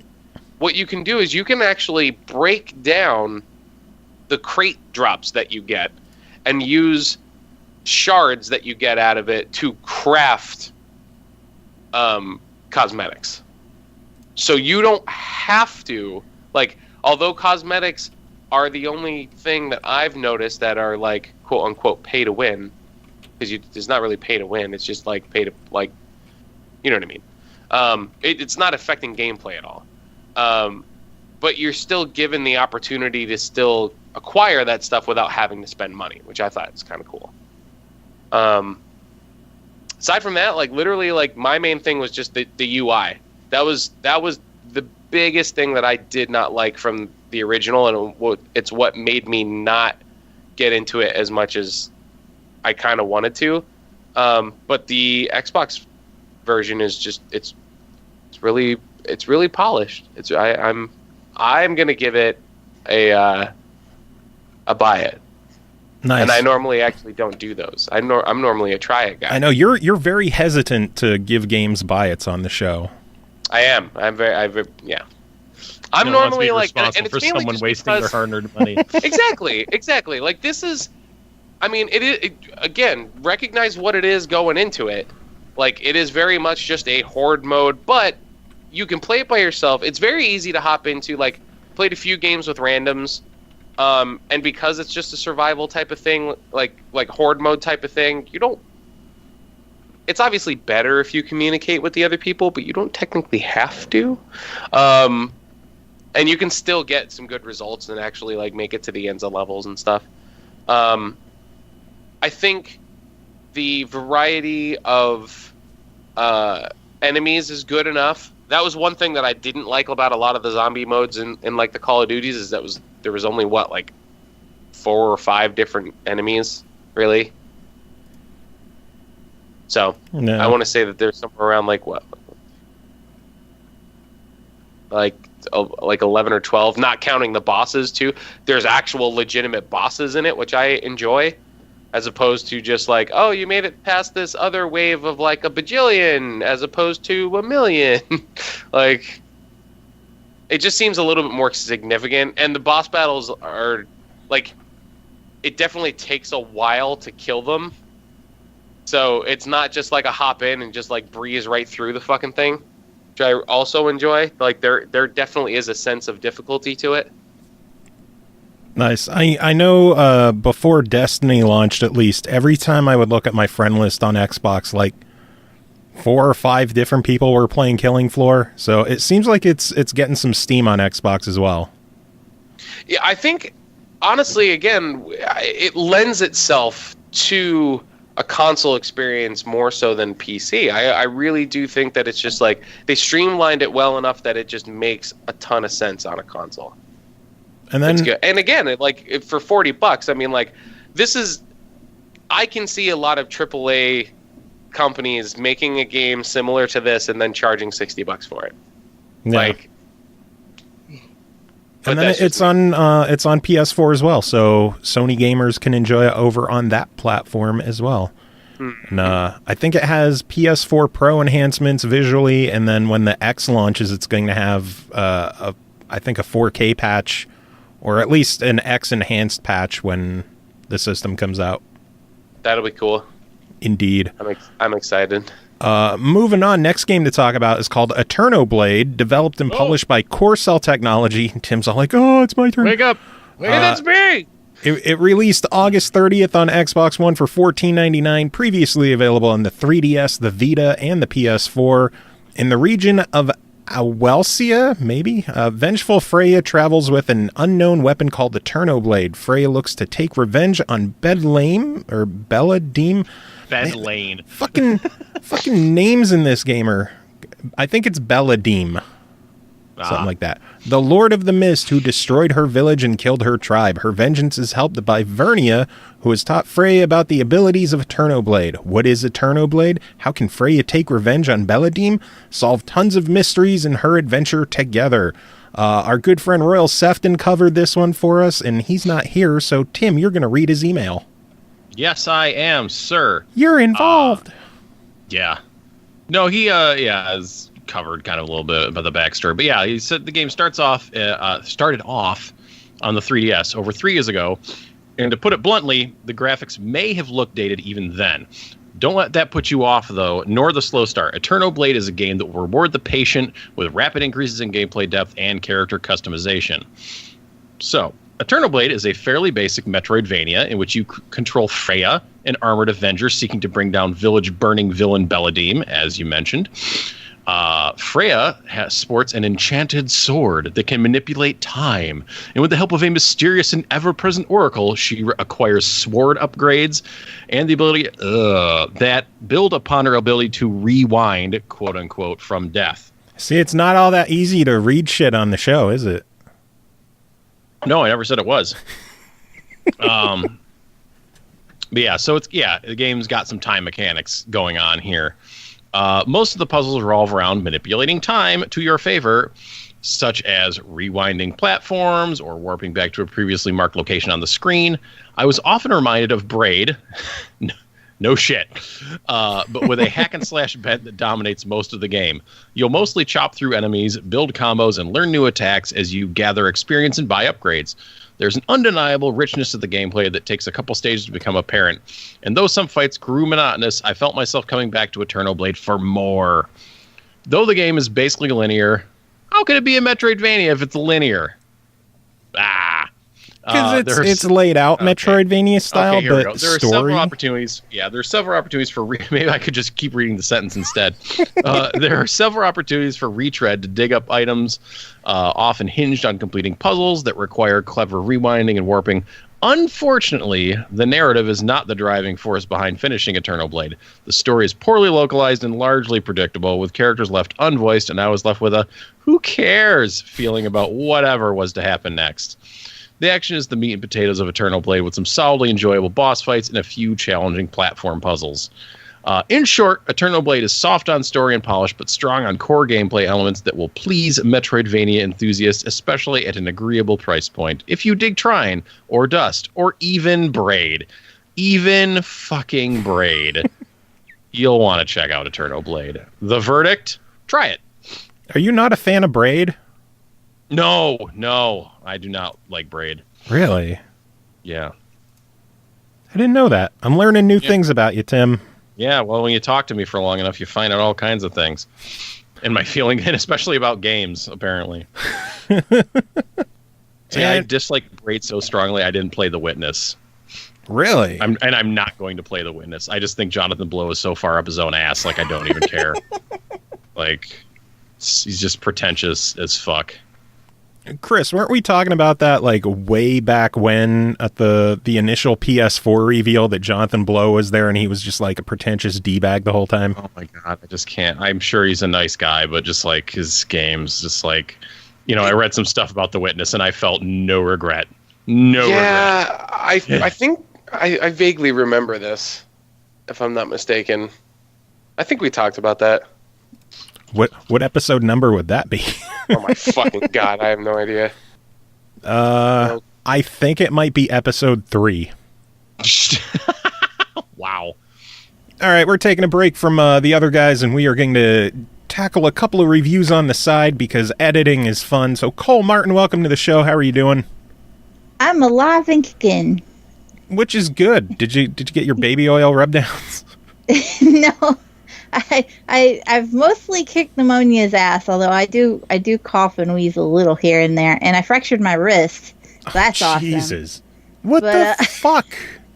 Do you want to know the story to that? I was mopping. Well, that'll teach you. I know, right? Fucking only person in the world that can mortally wound themselves with housework. Just be like, D, this'll teach you to have me fucking do housework. I'm telling you, I was mopping and I slipped and I tried to grab a hold of the fridge to stop myself from falling, and I hit my wrist. The side of my wrist hit the edge of the fridge, and so like it's bruised all up and down my forearm and like across my palm and everything. It looks awful. I'm so proud of you. I know, right? I did it well. Like, you'd think by this point, everybody asking what the fuck I did, that I'd have a better story about it. But I think just the fact that I was mopping the floor is kind of entertaining on its own. Well, hopefully it didn't impact your game playing abilities. Well, not as much as game crashes have. Well, since we're talking about your wrist and game crashes, let's start off with a game called Don't Knock Twice. Developed and published by Wales Interactive at release September 5th on Xbox One, PS4, and Steam for $19.99. Also has VR support on PlayStation VR, Vive, and Oculus. One knock to wake her from bed, twice to raise her from the dead. Don't Knock Twice is a first-person horror game based on a psychologically terrifying urban legend. To save her estranged daughter, a guilt-ridden mother must uncover the frightening truth behind the urban tale of a vengeful demonic witch. Cole, how many times did you knock with your fucked up wrist? You don't actually knock at all. Oh, well, that's bullshit. You do get to use a hatchet, though, to, like, bust open the door Shining style. Oh, well, then that's much better than just knocking politely. There's even an achievement for it, which is fabulous. Hello. Yeah, it's like, crack, and you knock the door handle off, and you're like, yeah, and then you can go wherever the fuck you want. See, you politely knock once, and then when they don't answer, you don't knock twice. You break the goddamn door down. That's right. Fucking So anyway, doors ain't got time for those. Yeah, the game. We should probably talk about the game. Oh, right. That's a thing. What is Don't Knock Twice? The game Don't Knock Twice is loosely based on the movie of the same name. You play as Jessica Webb, who is an artist that is struggling to overcome drug addiction. During her drug head phase, she lost custody of her daughter, Chloe. And now she has regained custody of Chloe, but their relationship is very estranged. You start in the room of this big, huge house, which is apparently Jessica's now that she's all cleaned up and made herself a successful artist, and she's a stand-up woman all of a sudden. And you take on a first-person perspective. You can explore the house freely, but even though the game allows you to explore, it's still fairly linear in that the house kind of guides you as to where you should be going. Additionally, once you've kind of done everything there is to do in a room that you are currently in and you progress to the next one, the door will close and lock behind you. If you have that axe, you can chop it open and go back. And if you don't, you're kind of stuck and you just got to go forward. This leads to where I had a hiccup with the game. And I'm just going to go ahead and spill it all out and explain what happened. I got the bright idea to play the game when I knew I didn't have a lot of time. I progressed to the scene. Yeah. I progressed to the scene where I got the axe and I finished everything to do in the room. And I proceeded to the next room and the door locked behind me. And there's no big deal because I didn't need to go back. And I carried on and I triggered a checkpoint. And then my husband was all, it's late, we gotta go to bed. Because that's what he sounds like. And, and so I turned the game off. Started it up the next morning. And I didn't have my axe. Uh-oh. So I needed to backtrack. And go back into the kitchen and get the axe again. Spoiler alert. The axe is in the kitchen. But the door was locked. Oh, shit. Didn't have the axe to bust it down. The next section of the puzzle required having the axe to bust a lock. Oh, and so man. I could How not far progress, in were you? And I could not go back. I'd say about 80%. Well, yeah, at least 80% because I had like 86% of collectibles, and you have to get all the collectibles in one playthrough. So that was it. Oh man! So I was ready to cry, and I had a fit, and then I shut the game off, and then I loaded it back up, and then I fell through the floor. I broke it. Okay. This is how Shiz Blacka feels. Well, we know that this isn't the first time that you've ran into technical issues with a game. So at this point, I think I'm just going to blame you. You know, if there's a weak spot in the floor, I'm going to find it. I should really be doing quality assurance for these dev teams, because I will find that one teeny tiny little corner and just careen into it just every horrible way possible. Okay, so technical mishap aside, which, by the way, we do have an email in with the guys at Wales, and we're hopefully going to have an update on this soon. But aside from that, what else is there in the game? You need to, like I said, solve puzzles within the rooms. They're not anything that's, like, overwhelming. They're not even particularly puzzly. There's just, like, small clues, and you discover One instance, you've got to turn on hot water to make steam show up so that you can get a code for a lock to another room. And that would be Donovan. So, I mean, it's not an overwhelmingly difficult kind of puzzle style, but you are going through the motions to carry out a ritual for the urban legend witch that you mentioned. I don't want to give any major spoilers in that regard. Just tell me now, is it scary? Yes. It's very Layers of Fear like. Oh. But minus the whole... Good job. David's home. Minus the whole, artist going insane aspect that Layers of Fear has, and replace it with a supernatural aspect instead. Nice. And so you're carrying out this ritual. I'm sorry. They all get really worked up when David gets home. Well, kick him out. You'd think they haven't seen him in, like, I don't know, an hour and a half. So it is very Layers of Fear, though. There's a lot of jump scares. You'll be walking down a hall, things will fly across in front of you, windows will break. There's random freaky noises going on all around. Then there's just the whole aspect of there's a ritual being carried out in your basement. The pentagram and the floating, elements and all that's gonna fuck you up. Just as much as the creaks and groans and random slamming doors.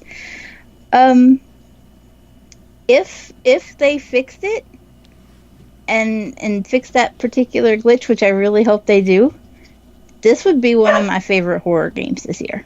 I really enjoyed it, and I'm really sad I didn't get to finish it because I broke it. It's rare for me to say, hey, I've only got 15 or 20 minutes, let's load up a game, because I'm one of those people that if I play, I want to play for like 4 hours straight. Yeah. And when I was like, look, no, I just need, even though it's before bedtime, I need like 15 more minutes just to see what happens next. Well, hopefully that issue will get patched, but for $20, what's your verdict on this one? I give it a solid try it. Obviously, it's not for everybody. Everybody's going to be like, he's already home. Please stop barking. Get the tranquilizer dart. Right? I've joked that I was going to get him a shot collar.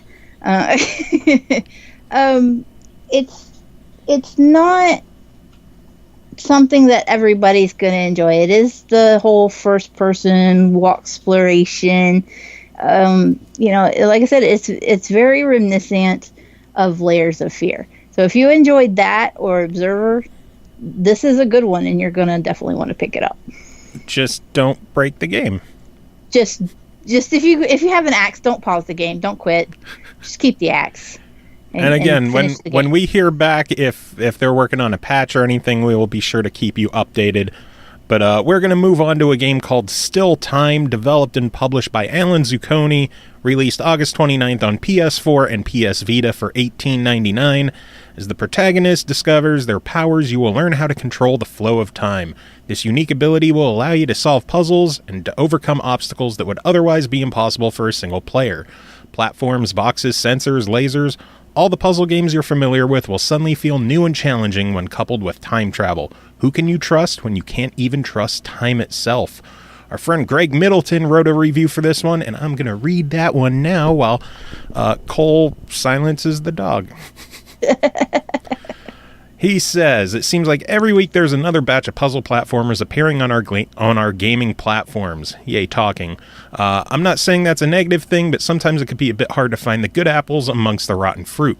Still Time is a basic formula to it. You move from room to room solving puzzles with the power of controlling time. You interact with younger versions of yourself by rewinding time, allowing you to work together to enable switches to open certain doors or escape from deadly traps. After completing the first few chapters, I began to think that there probably wouldn't be any more new or surprising aspects to this game. Some of the puzzles are interesting to solve, but soon become tedious and boring. On a positive note, I love the choice in visual direction with the pixel art style. The game reminded me of the Swapper, another puzzle platformer that came out earlier this generation.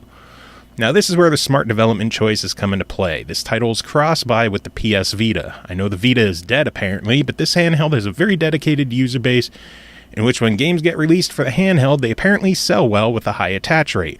Also with games being released well into 2018. Now, I'm probably biased in the way that I love my Vita, so when games come out for both PS4 and Vita, I would normally choose the Vita version over the home console edition. This is down to the fact that I use my Vita way more than the PS4, and then this is where we get to the topic of still time, as this is cross-buy, probably would play this type of game on the handheld instead, and I think it's better suited for that. Unfortunately, I haven't been able to test the Vita version, but I have read reports that the handheld version was struggling performance-wise, but this could have been patched out by the time you hear this. So do I recommend still time? It's a try it. If an update comes to improve performance, then I might venture back to see the rest of the platformer, but on the Vita instead. I'm going to beat this old chestnut again. I do think the price is too high, and yes, before you say, but it's cross-buy, I still think it should have been lower. There will be people out there that will like this game, and that's great. Good thing about video games is there's something for everyone. Which is very true. Yeah. I tend to like most of the shit that people don't. The game looks pretty cool. I did wonder that the price was kind of high, but yeah. I don't know. I guess we'll see how it does, and maybe we'll eventually see it hit some other platforms as well. Which would be nice. Yeah. Alan. Exclusivity is bad. Indeed. Then again, when it's just like one guy making a game, I could kind of understand why it's only on one platform at start. So hopefully it does well and shows up on other platforms, because I'd like to check it out myself sometime. Next game to talk about is called White Noise 2, developed and published by Milkstone Studios. It released September 1st on Xbox One for $9.99. Be a part of the investigator team or take control of the creature and devour them. White Noise 2 offers a 4v1 asymmetric horror experience that won't leave anyone unmoved. Cole, how moved were you? This game was scary. I jumped and went a lot. Which is a pretty big deal, because like I've said before, I don't really scare easily. But there's a really good atmosphere in this game. Every level is just ungodly dark and creepy. There are 7 different maps to play on. They range from rundown hospitals to a college campus, to a cemetery, to ancient ruins. There's just a lot of variety here, and it's all scary as fuck. It's really the best way to play it. To play, you have 5 unlockable investigators. Five to start with are unlocked. There are investigators. They've all got their own backstory. They've all got different strengths and weaknesses. Some move more quietly. Others are more intimidating and aren't as affected by the monster, or will give a group boost where they kind of boost everybody's bravery a little bit. There are 15 characters in all that you can unlock. Some of them are classics from White Noise 1, which I had never heard of. I was totally new to the franchise. But apparently this has got its own little following going on, for lack of a better word. So with each investigator, you choose your investigator. You can unlock different clothes and appearances and items for them. Your flashlight, you can be changed depending on what you unlocked and how high your level is. You can play 1v1 against a creature, or you can play 4v1, 2v1, 3v1. No more than 4 in a game. So it's basically monster versus up to 4 people. It is. It's the same kind of concept we've seen with Friday the 13th and Dead by Daylight. It's very much in that same vein. So what sets this one apart? The investigators are not trying to actually escape in any way, and the only goal, well, I guess it's similar to Friday the 13th in that the only goal is for the killer to kill the investigators. There's not like Dead by Daylight where they're trying to escape or sacrifice them for any specific reason. The the main thing that sets it apart is that as opposed to trying to actually get out, you're looking for clues. These are in the form usually of VHS tapes that seem to be the most common clue type. There are other items scattered about the world. But if the investigators find 8 clues, they win. If the creature kills everybody first, the creature wins. Shocking. Yeah. But it does balance out a little in that if the creature does kill an investigator and you have more than one person on the team, the investigator that was killed gets to come back as a ghost and can then move about the world without having to worry about being in danger of the creature, and can help the investigators that are still alive. They can trigger things in the world to help mark where clues may be, or they can deactivate the idols that are scattered around. Excuse me. Pneumonia still got me. They can deactivate excuse me, deactivate the idols, and the idols are summoned up by the creatures so that they help drive the investigators insane, or they can help the creatures see where investigators might be. So the ghosts are very necessary in the larger games, in that this is how you work together as a team even when you've been removed from the team. It helps give a leg up when the creatures have functionality like being able to teleport behind investigators. So if you can deactivate those idols, the creature doesn't know where to teleport. Which is always good. There are 5 unlockable monsters as well, but one of them is paid DLC. Fortunately, it's only $1.99 if you really have to have that guy. Yeah, and if not, there's still plenty of monsters there that you could earn by leveling up. There's a lot to do. I think one of my biggest surprises was how many characters and monsters there were to choose from, and the variety of playstyles available with the existing characters and monsters. I mean, they were really, some were better at setting traps monster-wise. Some were better at hearing to detect. Some of them could see footprints, others could not. It really pans out to how you want to play it. For the price of the game, I was really surprised at how in-depth it was. Nice. So it sounds like overall this is a pretty solid game for people who are fans of Friday the 13th and similar style games. And to me, it seems like the biggest pro of this game compared to the others is the price tag. Absolutely. Absolutely. So when I gotta saw know, the price, I nearly fainted. So I got to know, for $10, what are your thoughts on this one? It's fun, and on its own, it's even a worthy buy it. It's almost a fuck it, why not? Because it's not often you can find a multiplayer 4v1 kind of game like this in this price point. Especially, it's not perfect. Don't get me wrong. Some of those character models are straight up ugly. Oh, yeah. Yeah. There were a few we were like, what's wrong with their face? There's some uggos in the lot. These are not well done character models. But it plays well. There isn't quite a bustling online community as there would like to be. We did manage to find the one person though, so that was nice. They were level 23. They helped us out. They yelled at us for not doing things their way. Worked out. It went well. It is a little difficult to find a game. Damn him. It is a little difficult to find a game if you're wanting to play with other people and you don't have a set of friends that are ready to play it with you. There is the bonus, though, of you can solo play. So if you don't have a group to play with you, you can load in and play against enemy AI and play, excuse me, play it just against computers and learn the maps, or just rank yourself up, and just have fun. It's a buy it. Cool. Sounds good.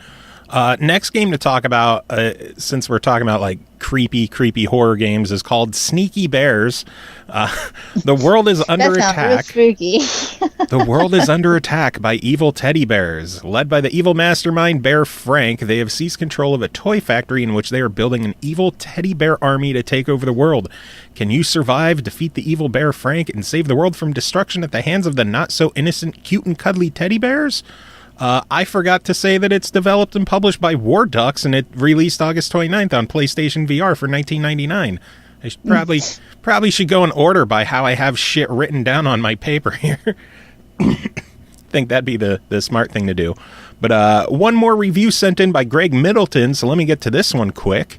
I really knew nothing about this game before I started it. Was it going to be like the Danganronpa franchise, a visual novel murder mystery game, or was it going to be like the game Naughty Bear that was on last-gen consoles? So I was surprised when I started playing it to see it was a PSVR wave shooter. This type of game works so well in VR due to motion in VR being a bit hit or miss depending on how the developers implement it into their games. So you're stationary throughout the game, and your job is to fight off the attacking bears. You do this by grabbing the guns which are placed at your waist, very similar to how Batman Arkham VR used the utility belt, and start gunning down those evil bears. You have to use the move controllers with this title, and instantly on playing the tutorial and then the first level, the tracking is superb. I had no issues with floating hands or clipping while trying to grab my gun. The game's shooting mechanics are great. There are 3 different chapters with 5 levels in each and a final boss fight at the end. The 3 chapters consist of survival, which gives you a dart gun and a shotgun. Fire, this mode replaces the shotgun with a water pistol as you have to put out fires whilst killing bears. And the final mode is called Bomb. This time they give you a freeze gun, which you have to shoot bombs that are traveling on a conveyor belt towards some innocent-looking pandas. By far, my favorite mode is Survival, as things really start to heat up as you near the 5th level. However, I do feel the game is a tad too easy. The fact that you have unlimited ammo and all you need to do is grab some new guns at your sides every time you run out of ammo, I was pretty much owning these cute, cuddly bears. Game's graphics are fine. I didn't really have a problem with the overall design. The only thing I noticed upon finishing the game was the environments did start to look a little familiar. Aside from that, the sound was okay and some of the dialogue was amusing. The length of the game is a little short. Completion was around 2 hours, though that seems a lot longer than some of the other PSVR titles or experiences available. There is a leaderboard system after each level, however, it is only local and not online, which is a shame. Now, down to the verdict. Verdict, yeah. I don't know, with the teddy bears, it could be a verdict, right? Yeah. I had fun with this more than I thought, and more than I initially thought. The graphics are good, sound okay, and the shooting mechanics are great. I did say it's short, and for the current price of $20, I do consider this a little steep. I do, however, understand developing VR games is more costly, and hence the install base isn't that big at the moment. I would definitely recommend the purchase at around the $15 mark. The current price, you would need to either be a fan of wave shooters or just want something new to play on Sony's headset. Then go on, I won't judge you playing with teddy bears. So I might have to grab that one myself. I really dig the wave shooters on PSVR. So that I might judge you. That's fine. You can judge me all you want. And then the last game that you're here to talk about, since I've been breaking things up with Greg's reviews, is called one more dastardly horror game to talk about, called Squish and the Corrupted Crystal. All the horror games today. Developed and published by Cheat Code Studios, released September 5th on Xbox One for $14.99, previously on Steam. The village of Diakris, home of the Gullux, was changed for the worst when a meteor corrupted its guardian crystal. It then falls to Squish to purify the life crystal and free his fellow Gullux from the meteorite's corruption. Squish and the Corrupted Crystal is a fast-paced side-scrolling platformer that features high-speed mechanics, form switching, and minor puzzle elements. The game focuses on collecting crystals to access new areas, overcoming obstacles by using momentum, and switching forms. Cole, what'd you think of Squish? Well, I mean, you could classify it as a horror game if you really struggle with speedrunners, which I do. This is very speedrun heavy. There are 5 worlds available and over 50 levels in all. In order to unlock a world, you must collect crystals. in the available ones, the worlds or the levels. I'm gonna interchange world and level because I do shit like that, and I'm gonna fuck myself up here. You have levels that are unlocked. I think it unlocks 2 or 3 to start with. 2. And you must collect crystals in these levels to further unlock more levels. So as you progress, then you can go to the next world. I think it breaks down to 10 levels a world. They are scattered throughout the world, and you have to literally unchain a little portal, if you will, with the crystals, and then jump into it. But the bonus to that is that you can revisit worlds, so you don't have to do everything in a level one time.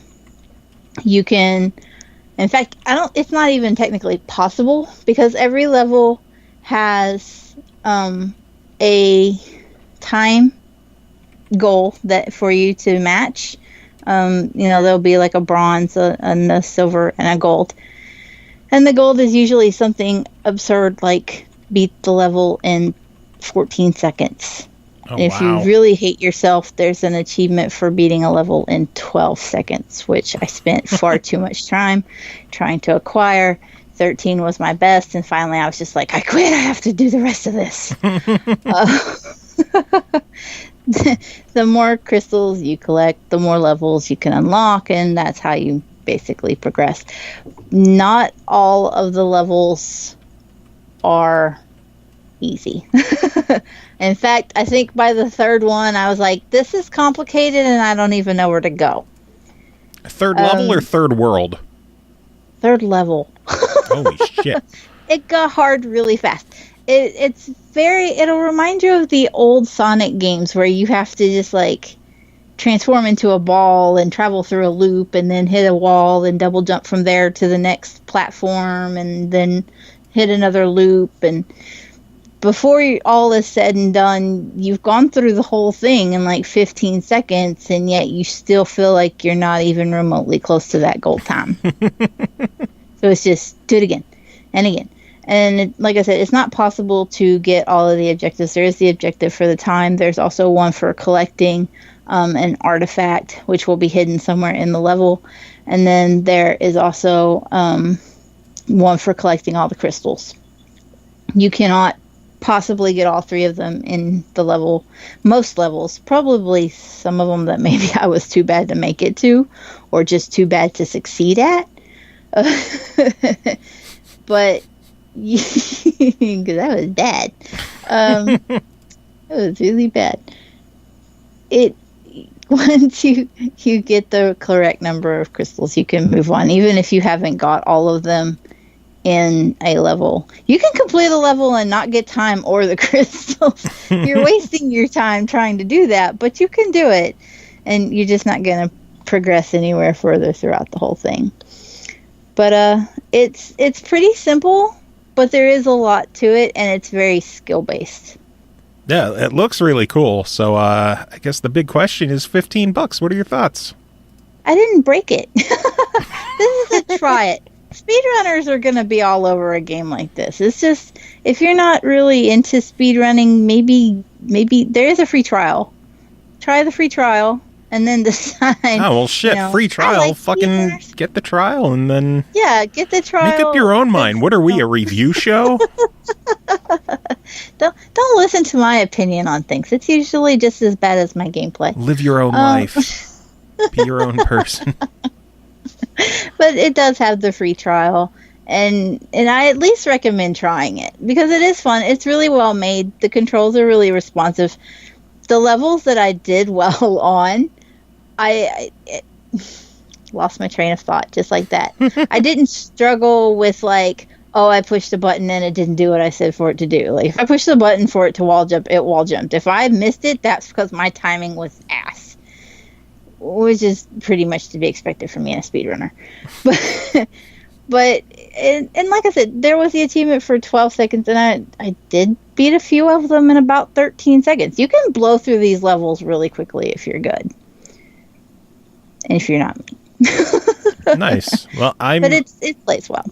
I am eager to check it out myself, and thank you so much for coming on and doing some reviews with us. I don't know, I think you're just going to be our Thursday stand-in reviewer where we take a half hour, 40 minutes out from the normal show and just cover other shit that no one wants to hang out for. Eternal played horror games. Here, listen to this for an hour. Indeed. She fumbled at speedrunners and sports, but we let her play horror games fairly well. And point and clicks. So, any final words to sum everything up? No, you know me. I never have anything fancy to say.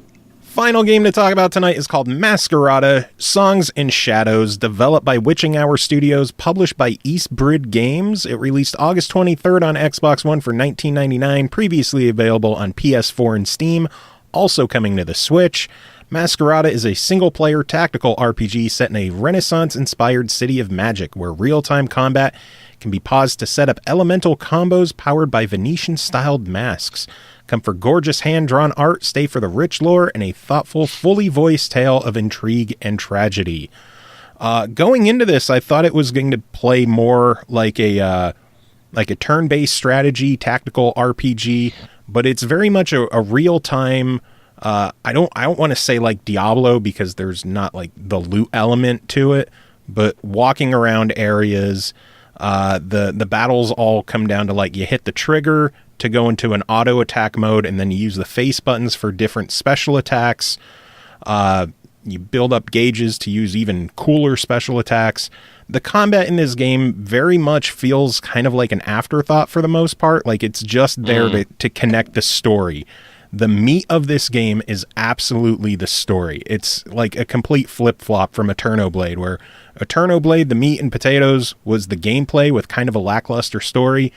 This game, I don't want to say the combat is lackluster because it's perfectly serviceable. It's, enough to keep you engaged and moving along. The fact that you could pause the time to get more strategic and tactical with it, especially on the harder difficulties. Strategery. Pretty much. Keeps you involved, keeps you moving along. But the story in this game is absolutely fantastic. The writing in the game is stellar. The voice acting is, for an indie game, this might be some of the best voice acting I've ever heard in an indie game. This feels like, I don't want to say it feels like a AAA game, but it feels like a AAA studio worked on an indie game. There's some production quality there that you don't normally see. Very much. The music is fantastic. The visuals, I think the visuals are going to be hit and miss for some people. It has a very cel-shaded look to it, hand-drawn art. I think some people might feel that it looks somewhat generic, but I really, really enjoyed it. I thought the backgrounds and the scenery looked really good. The cel shading on the characters look good. I thought when characters are talking, they'll have like a little portrait image come down. I think those kind of looked a little rough, that maybe people might get a wrong idea about it, but the rest of the game I think looks really good. Again, the music is solid. Voice acting, holy shit, I can't get over the voice acting in this game. For an indie game, fully voiced, and it's just really, really good voice acting. Nice. Walking around in different city areas, like they even took the time to give random townspeople conversations. Like you'll walk by a group of people and they'll just start talking to each other about, it could be something serious of like, oh, I heard the traitor is back in the village. What are we going to do? Oh, do you think he'll be arrested? To dumb shit like, tell me the secret ingredient in your potion. I'll tell you the secret ingredient in this food I make on the count of 3, 1, 2, 3. And it's the same fucking ingredient, which is hilarious. Nah. So it ranges from serious discussion, from just background characters that most people might not ever even read half of that stuff, but it gives it a nice sense of like a bustling city, and like there's real people here talking about real things. Length, I think the game, I didn't complete it yet. I've been trying to work on it this week. I think it clocks in at around 10-ish hours, which for $20 I think is a decent amount of time. Different classes that you could pick based on elements. You get to choose a starting element from like fire, water, earth, or I think wind is the fourth one. And then, all the abilities and special attacks that you get through the game all come down to that. You get ability points that you could put in. I feel bad comparing it to Diablo because there's no kind of loot in this game. There's like no equipment. What you have is pretty much what you have. They do eventually have different masks that you can have that give different abilities, or you can, I don't want to say equip, but you can like use ink on a certain thing to give you just a bonus to certain stats based on the combination you make. But for the most part, there's no equipment to manage. The only actual stat management in this game is the ability points. But aside from that, I think $20, it is absolutely worth it for the story alone. I am 100% going to finish this game. I need to see this through to the end. I don't want to talk about the story because A, I don't want to give anything away, and B, it is way too goddamn complex to even get into on this show. This is not like, boy, go save world, yay. It's a very mature, like not M-rated, but just like a grown-up adult story. And it is absolutely worth it. $20, I give this a very, very highly recommended buy it. Nice. It is very nice. Nice. Nice. Nice, boy. Yeah. Kris, do you have that air horn on your phone still? No. God damn it. Nope. Yeah, you get the idea. Yeah, it's all in pretty our much. heads and our hearts. Well, Yeah, that is it for this episode. Kris, Tim, thank you so much for coming and hanging out with me tonight, talking news, Yeah. shooting the shit. Keeping you off the streets. Yeah, keeping me off the corner. No hooking tonight. Not tonight. Not tonight. But tomorrow. music. I think I'm gonna play some stuff from Maze Dude. I know he just had a new Fuck that track. guy. He's been posting a lot on Facebook lately. Has he? I know he just had a Yeah. new track on Or OCR. maybe Facebook is just feeding me his stuff more than it usually does, but it feels like he's been posting more. Maybe. Dude, I gotta catch up on OCR so bad. I haven't been following it in like 10 years. You're gonna have a couple of songs to catch up on then. Probably, yeah. I just couple. fell off at some point, and I'm like, there's probably so much good music on there I gotta get. Probably. But we're gonna take a quick break, play a song, and I'll be back with the X-Morph Defense interview. So Cool. stick around. Tim, you got any final words to end this part of the show? No, I can tell you that on next week's show I will have a review of Shantae. the Shantae Half Genie Hero DLC, the Pirate's Journey, where you get to play as Risky Boots. That'll be coming. Shantae. Shantae Half Genie Hero. What episode was that, Joe? Jesus Christ.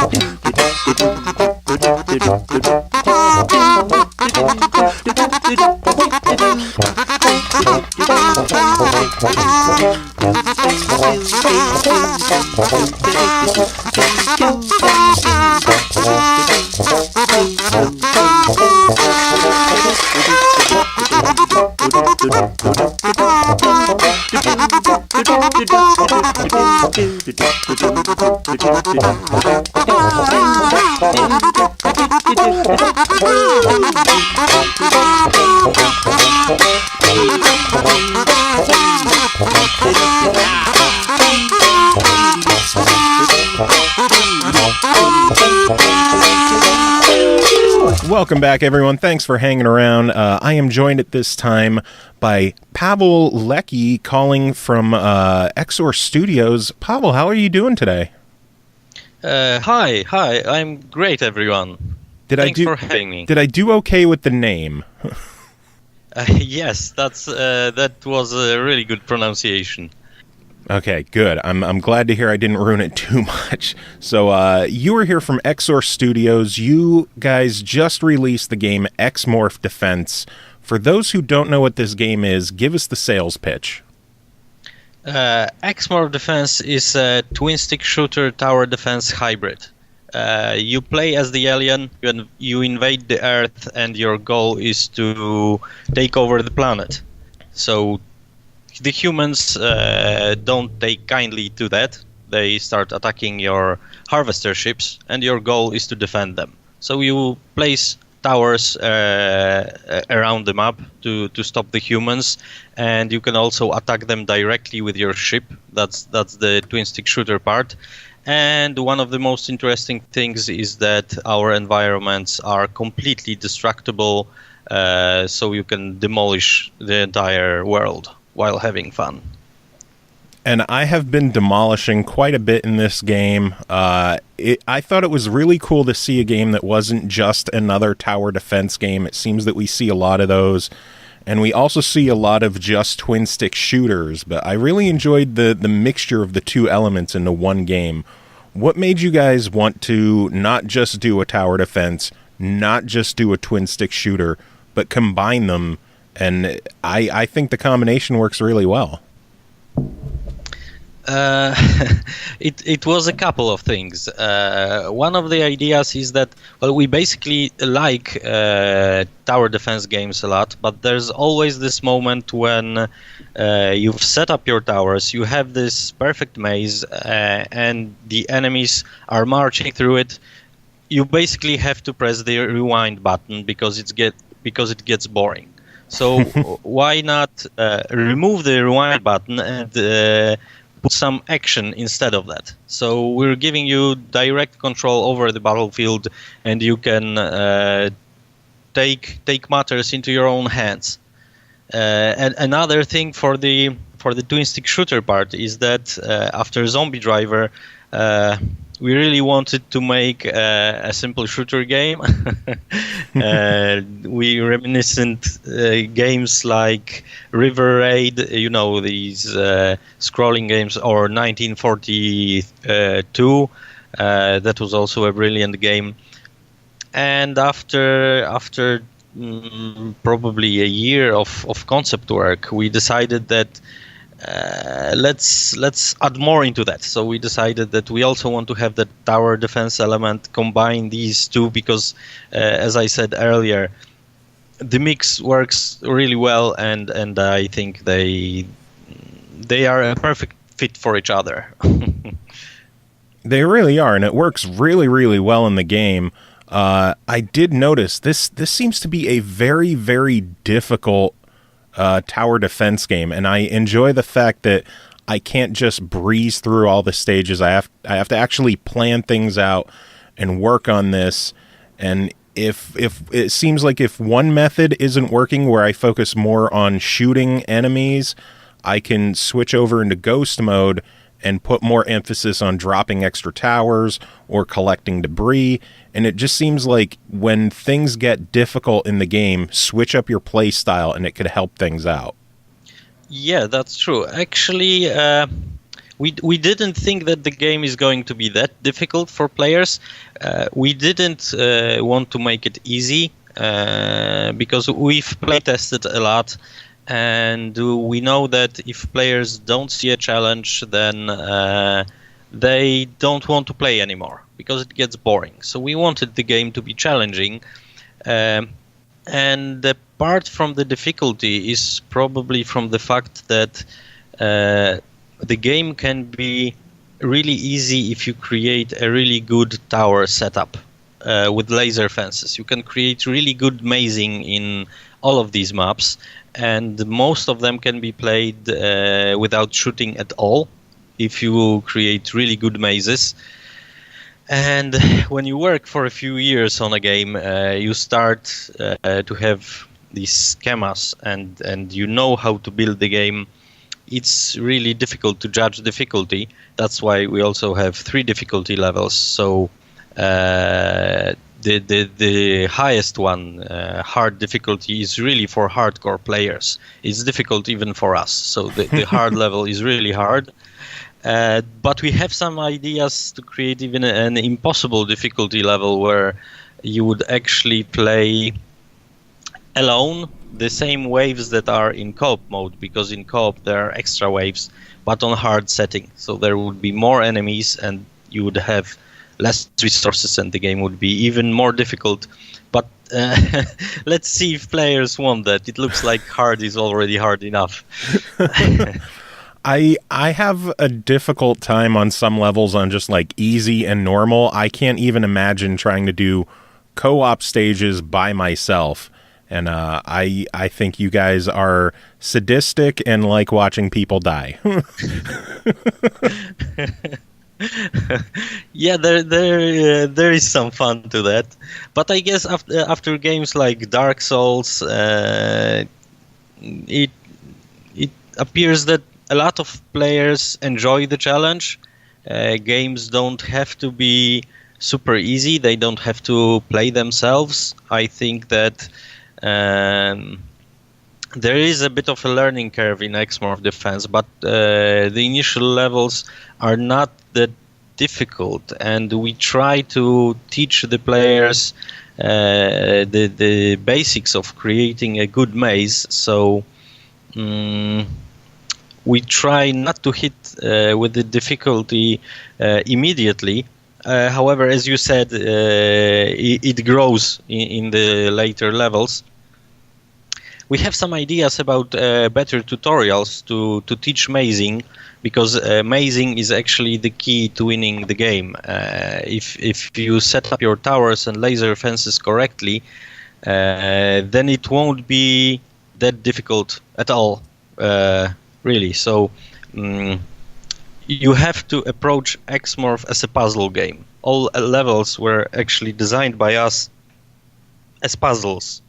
So if you just want to shoot in the game, you can do that most of the time, and well, the challenge will be higher. But if you plan your defenses really well, then it will pay off.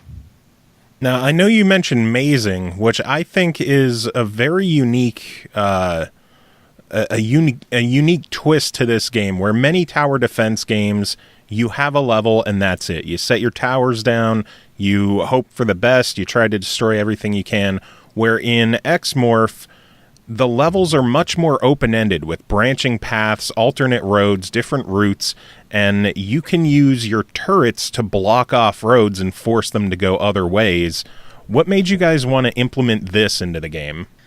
That was actually an idea from one of our programmers. That was Wojciech Woźny, because in the beginning we thought that, hey, we have a really cool shooter, let's add tower defense and it will be good enough. But he said, well, that's boring. I mean, units walking along the same routes every time, that's boring. Let's do more. We can do more. And we created AI for our units, so they are not dumb like in most tower defense games where they only walk along a set path. Each unit in X-Morph Defense can actually create its own path. They could work individually, although we want to group them on paths. You can change them at any time. The paths are dynamic. We don't know all of the possible setups that are in a level. And I think that adds this extra layer to the game and adds replayability. If you connect that with the difficulty levels and the fact that you can also gather debris, so the amount of resources that you have in a given level is not constant. You can change that. There are really a lot of different setups possible, and that adds to replayability and challenge competition on leaderboards. I think that's a really cool thing. And it actually makes sense, because if there were an alien attack and, you know, the military had a route that they were going to take through the city to get to the core and help destroy it, and then the aliens blocked off one road, I mean, most people would realize, hey, let's just drive a block over and go that way instead. So it seems like common sense, but in the game it feels like such a novel twist, and I really dig that part to the game. Yeah, I think it hasn't been done to this extent ever before. I mean, you can change, you can block routes in some tower defense games, but not to this extent. I think we're also the first to use the environment in a tower defense game. You can collapse buildings and bridges, and they are all physics based, so we don't have pre-calculated collision patterns. The way that the buildings fall depends on physics, so that also adds a new level of depth to your planning. Plus also smaller objects are destructible. I'm not sure if you've noticed that, but there are some rules for units how they move around the environment. For example, smaller Humvees and Jeeps can't drive through trees or cars, while tanks can drive simply through them. There are some roads in the levels, hidden roads, that can only be taken by larger units, or you can unblock them yourself by destroying by clearing out a forest or something like that. So that adds even more to the depth. The levels aren't that simple. Yeah, I noticed while trying to block off a road in the one level where I guess I shot the building in the wrong spots and it collapsed the completely wrong way than what I was expecting. And I completely had to rechange my strategy for the level because the road I thought I was closing down stayed open, and a completely different road that I had no interest in at all closed down. And, you know, I had to rework my plans and pick up some towers and move them around, which, by the way, I love the fact that in this game, if you set down a tower, there's no penalty for picking it up and moving it. I know a lot of games, you know, if you set down a tower, if you buy it back or sell it back, you only get maybe a third or half of your money back. But in this game, you get all the resources back so that you're free to pick up and move towers whenever you need to. Yeah, exactly. I think that penalizing the player for wrong decisions in this way is creating artificial difficulty. Our conscious design goal was to allow the player to do whatever he wants to do and make the difficulty come out from his opponents, not from the interface or his actions. So if you make a mistake, you can correct it without any cost. You also have infinite time to set up your resources.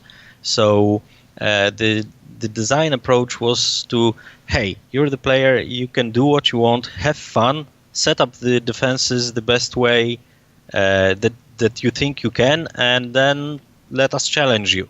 Let's see how that works. Don't fight with the interface, fight with the enemies. So basically, you want to beat the players at their best instead of hoping they make dumb mistakes. Exactly. Which is a very good way to do it. And I apologize, my phone is going off for some reason. Sorry if the mic picked that up. Yeah, I just lost my train of thought there. Okay, no problem. But yeah, you like focusing on being able to take down a player when they have as much time as they need to plan everything out. There's no penalties for moving things around. So when people lose in your game, it is very clearly their fault and not the game being cheap. Yeah, that's also one of the things that you have to take care of when your game is difficult. It has to be clear that the game isn't cheating you, but that you're losing because you didn't do something correctly. So, as I've said, that you have to make sure that the mistake is not in the interface or some bugs in the game, but in the AI, in the way that the enemy behaves, make him smart, and then it's going to be clear that the player just has to think of something smarter to win at the game. Gotcha. And I really enjoyed the fact that, like you said earlier, the AI will move based on what happens in the level, and they'll change their paths. There was one time where I didn't realize I pretty much nearly completely blocked off a path, and instead of the game usually telling me that, hey, you can't completely block off the path, they found an alternate route through like a handful of trees and just around one of my towers, which I thought was pretty funny, that they're just like, well, if they're going to block our road, fuck them, we're just going to plow right through them.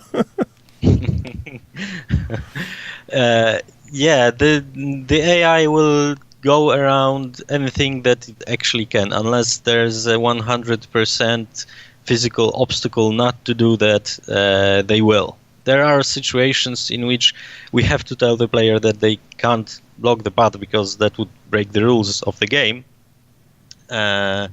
But we tried to make it so that doesn't happen too often. So that's also the reason why the levels are so complicated and why there are so many paths. This way, it isn't obvious to block the single route to the core. Yeah. So I'm curious to know, what is the alien's reasoning for not allowing the player to completely block a path? Well, that's just a game rule. I didn't know if you guys had like a story made up for the alien side of like why they would do that. I mean, no, there's no story. This is just a game rule. It's like in Call of Duty, you want to, in multiplayer, you want to run off to some side, the game tells you, don't leave the battlefield. I mean, it's still a game and there are rules. If we wanted to be 100% realistic, the units would behave more like in an RTS, where they would move along their individual paths. But it still is a tower defense game. So we want to keep that tower defense feeling, although we do have a lot of realism, believable realism in the game. And you also have a lot of destruction. Like, the physics engine in this game is hilarious to watch sometimes. The explosions are beautiful. Pieces of buildings go flying everywhere. What is the engine that you guys used for this game? We've built our own engine. We call it the Schmetterling. And the destruction was one of the key elements that we wanted to have in X-Morph. So we are using physics to calculate basic collisions. But for example, the physics simulation for buildings is custom. It's created by us, so we calculate the tension, the compression, brake forces between pieces of buildings, and we use it to calculate how the buildings should collapse. We also did some tricks to make the buildings behave believably to the player, because if you watch some videos on the internet on how buildings collapse, they sometimes collapse in really strange ways, and they sometimes behave uncontrollably. We didn't want to have that. We want them to behave believably, not necessarily completely realistically. So if you cut down a building at its base at a given side, then it will collapse the way you expect it to. If we would use a super realistic simulation for that, they might sometimes behave what would appear to be uncontrollable. However, that's because nature isn't as predictable as we might think. Did you guys do a lot of research in like watching videos of buildings being demolished, or did you guys like have a road trip and watch an actual building be destroyed at all? Yeah, we watched a lot of footage on how buildings behave when they collapse. We didn't go to any actual sites. They are not so easy to find. Field trip, guys. We're going to watch a building get destroyed. Yeah, but there's a lot of material available on YouTube. You can check out some really cool videos of how buildings collapse, and they are really good to study. Getting this to work right took us probably like 2 years or something out of the project. So it was a lot of work. So how long has the project been going? If this just took up 2 years of it, how big was the overall development of the game? The initial concept was created in 2010 with a small prototype created by a single programmer. But full production started at the beginning of 2013 when we finished the PlayStation 3 version of Zombie Driver HD. So as soon as we've stopped working on Zombie Driver, we moved everyone to X-Morph. So we count it as 5 years of development. Oh, wow. That's a nice chunk of time to put into just one game. That's true. That's a lot of time. But we had a lot of fun. And Zombie Driver has been selling quite well. We had a lot of supporters. We're completely independent. We don't have any external funding. X-Morph was 100% funded by Zombie Driver. So each brick in the game is probably a little zombie driven over by someone. Do you guys have any kind of like Zombie Driver Easter eggs in the game? Like maybe a hidden level of just nothing but zombies coming down the path instead of military vehicles? No, we didn't have time to put anything like that in, although there are some models that are in from Zombie Driver, and they were actually in Zombie Driver from our previous game, Deep Rip, and we put them in there for fun. So we have some models that are sticking with us since probably 2002, 15-year-old models. Oh, wow. Now, I'm not familiar with Dip Rip. What is that game? That was a multiplayer vehicular combat game. It was released as a Source Engine mod, a mod for Half-Life 2. We started as a group of modders. That was our first project. We wanted to release it commercially, but that didn't work out. At that time, there was no early access. Game engines weren't available for free, so those were different times. It was actually one of the first 5 mods released on Steam. Oh, wow. Yeah, Valve released the first batch of 5 mods on Steam. I don't remember. It was probably 2008. And Deep Rip was one of them. There was also Pirates versus Vikings or something like that. I don't remember the names of all of those mods, but the guys from Age of Chivalry were also in that batch. That's really cool. Yeah, I've never been that big of a PC guy, so it's cool to hear that, you know, modding has been around on Steam for that long and that you guys were at the very forefront of that. You said 2008, with next year being 10 years, do you see Dip Rip coming back as an anniversary release? Actually, a lot of people have been asking about that, but we aren't planning that at the moment. Dip Rip HD remix? We aren't working on it. I can confirm that. People could always hope, I guess. Well, they can. So how does it feel now that after 5 long years, X-Morph Defense is finally out?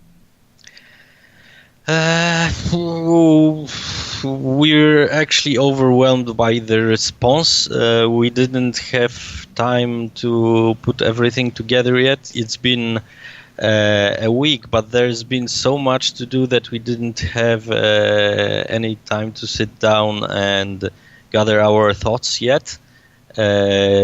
Our ratings from players are really good. It's 93% on Steam. I don't know the actual ratings on consoles because they are regionalized, but I think they are relatively high. It's been really difficult to get press coverage with the amount of games that are coming out right now. Breaking through is really, really difficult. But I guess that the quality of the game speaks for itself, and it's been noticed by a lot of players. And we're really happy, and it looks like we're still going to be making games. So I guess it's positive.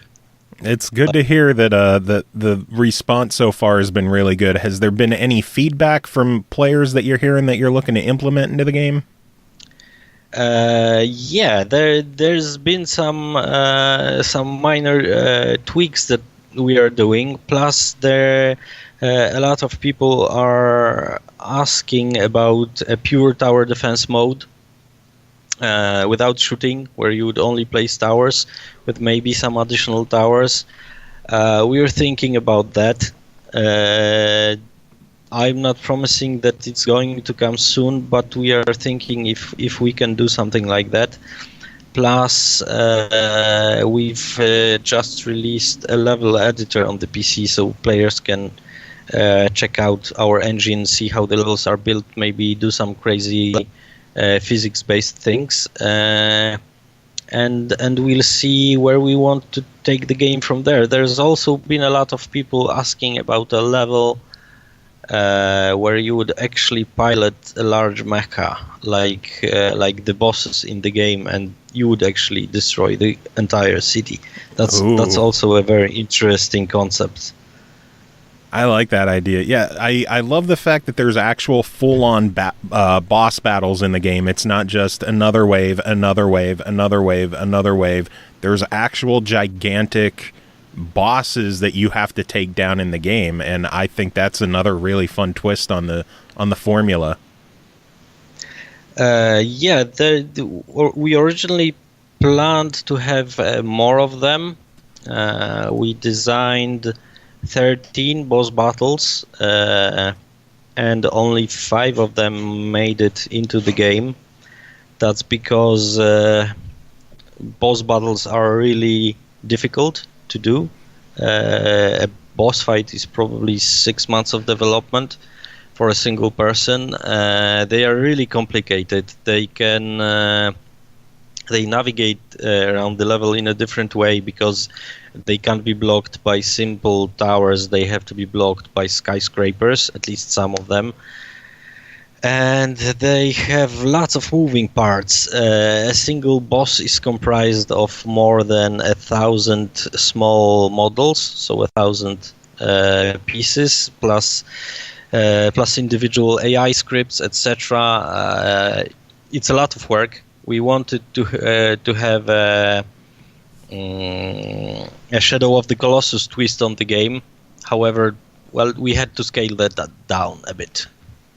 Is that something you guys might go back and revisit now that the game is out and the response has been good, to go back and try implementing more bosses either as updates or as DLC?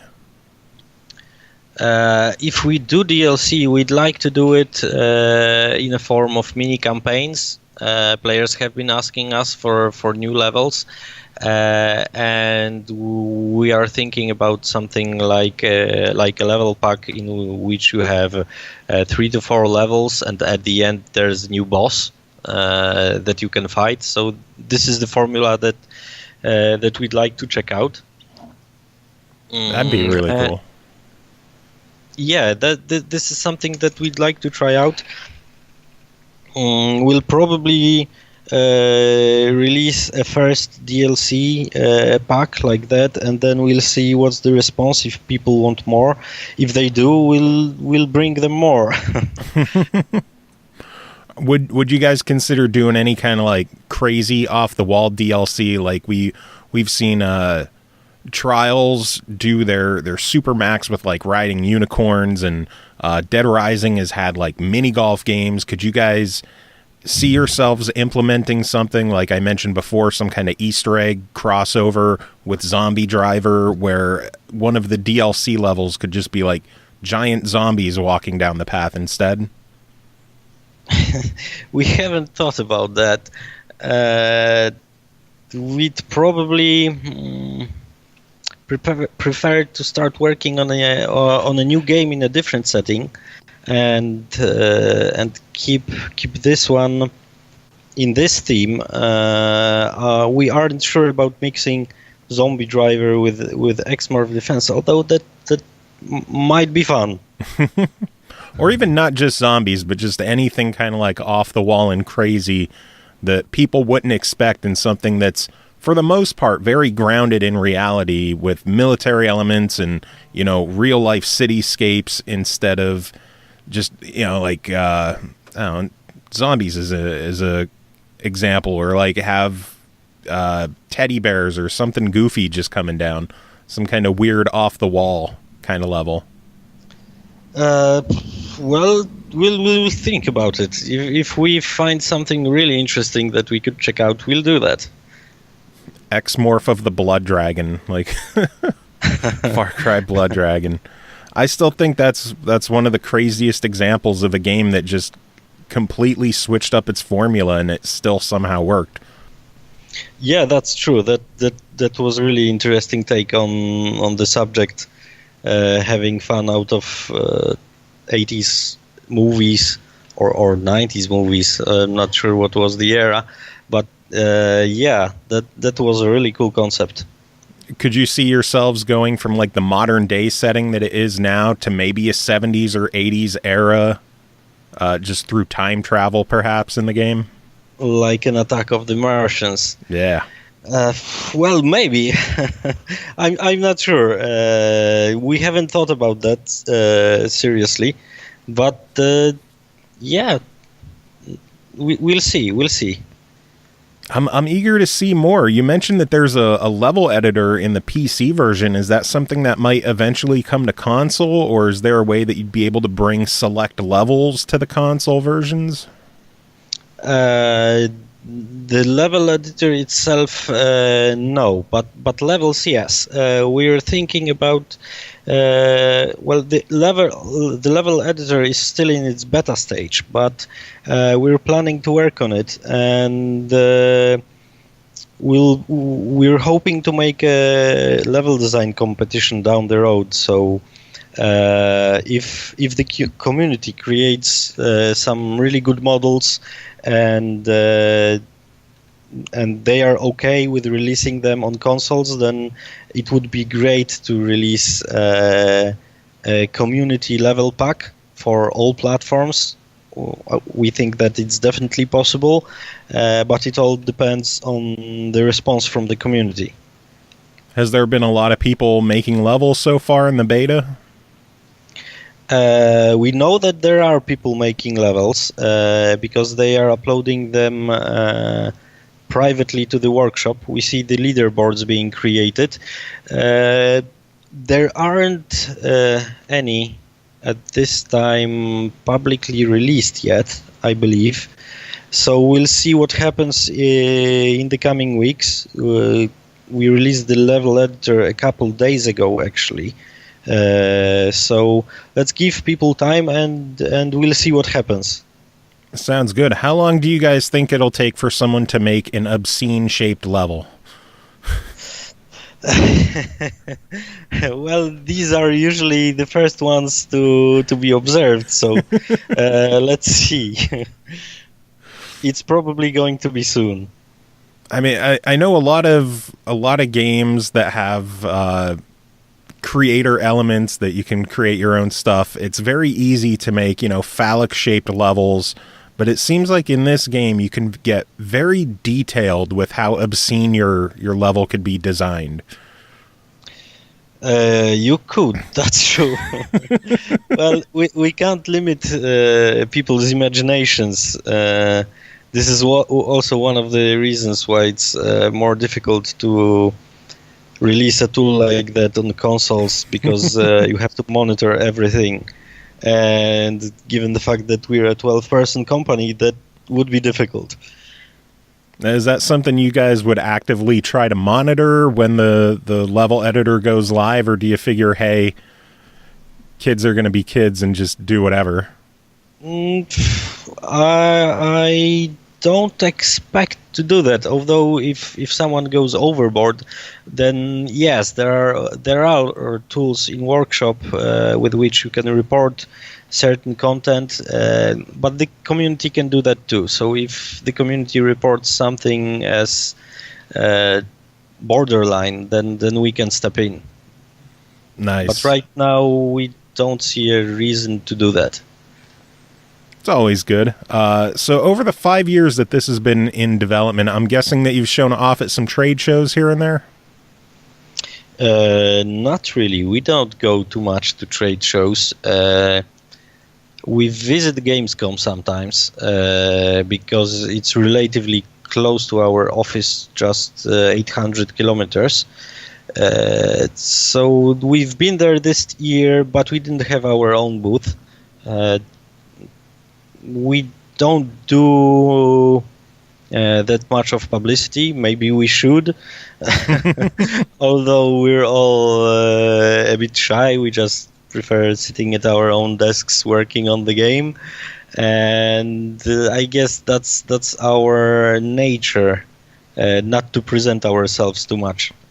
Hey, big crowds could get kind of irritating sometimes. I don't go to many events myself either, and the one event I used to go to called MagFest has been growing by, a couple years ago it was just like maybe 1,000, 1,500 people, and now recently there's 15,000 people there. So I know how it feels to not want to be around giant groups.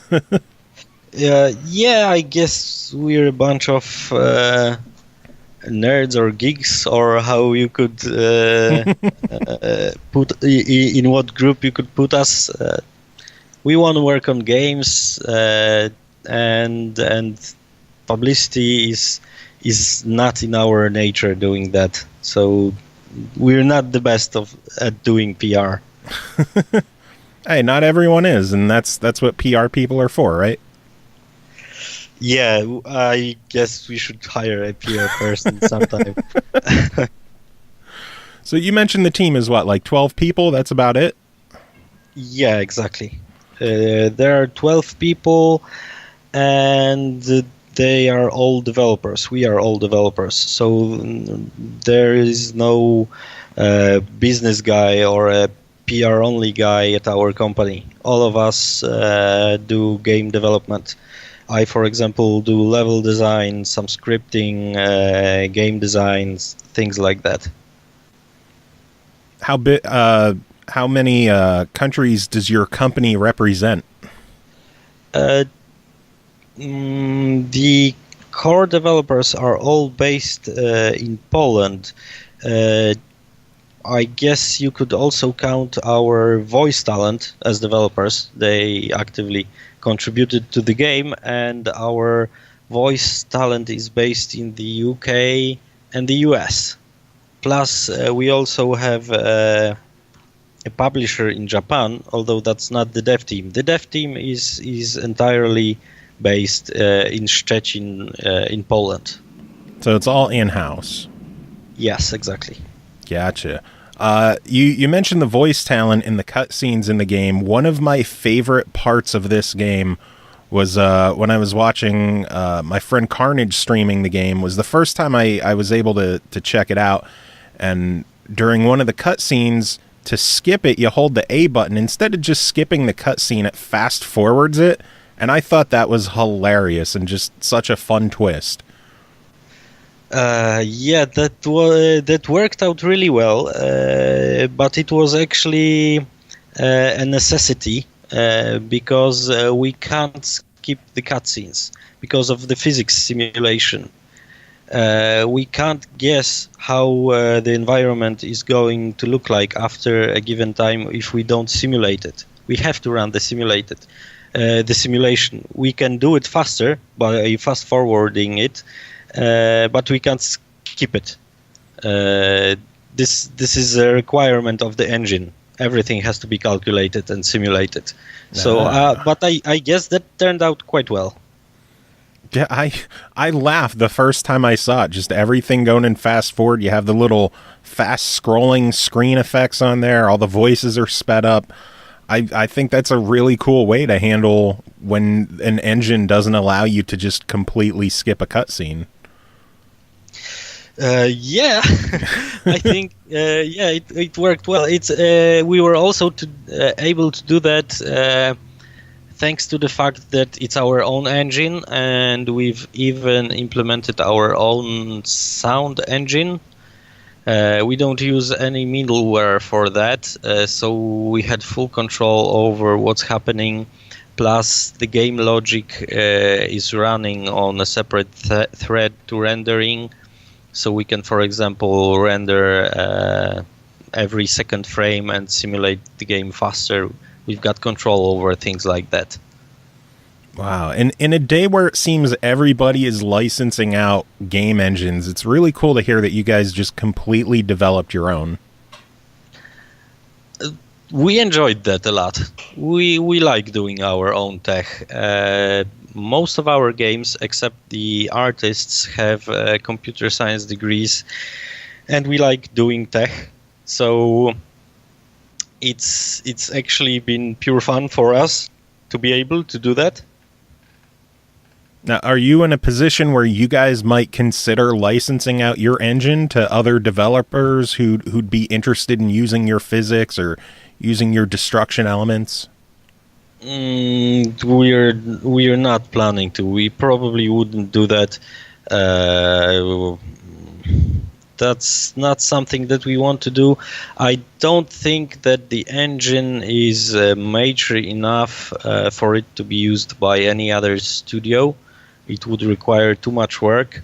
It's been custom built for us, for our game and our purposes. We don't have that much documentation, so I think that anyone would be actually better off at using Unreal or Unity, which are better documented and have actual support. So if we were to release it to the public, we'd probably release it as open source without any licensing fees. However, we're not looking at doing that because we don't see anyone interested in licensing it. It's really cool tech, and it works very well for us. But I think that it's too custom. It's too custom for anyone else to use.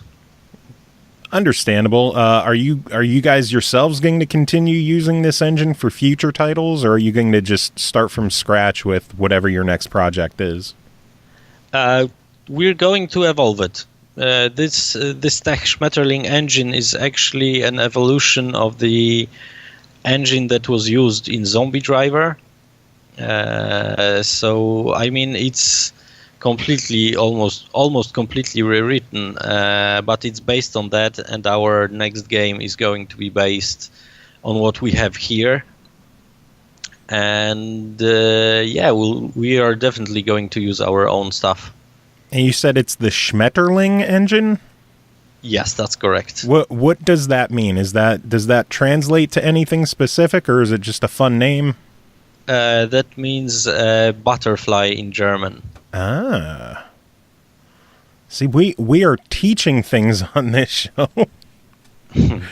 Teaching German. One of our programmers came up with that name, and the engine architect, that was Mateusz Kotiuk, we asked him why he thought of that name, and he said that it sounds cool. Hey, you don't need any other reason than it sounds cool. That's perfectly viable reason.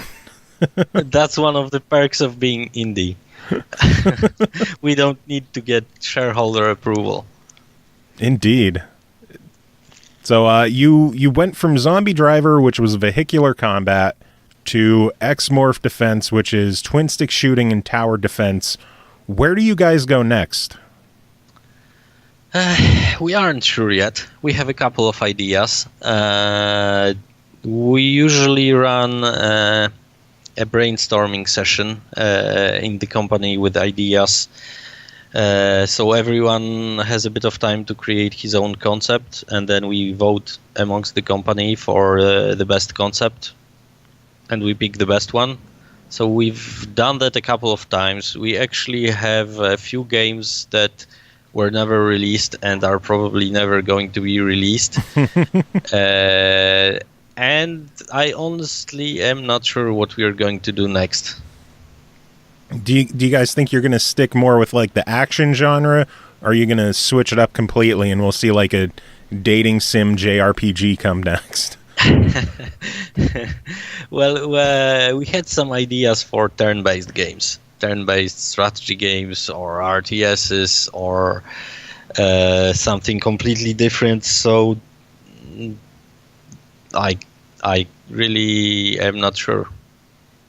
Now, RTSs don't really seem to do too well on consoles. If you were to go in that direction, is that something you would still try to get on a console, or would you just focus on PC for that?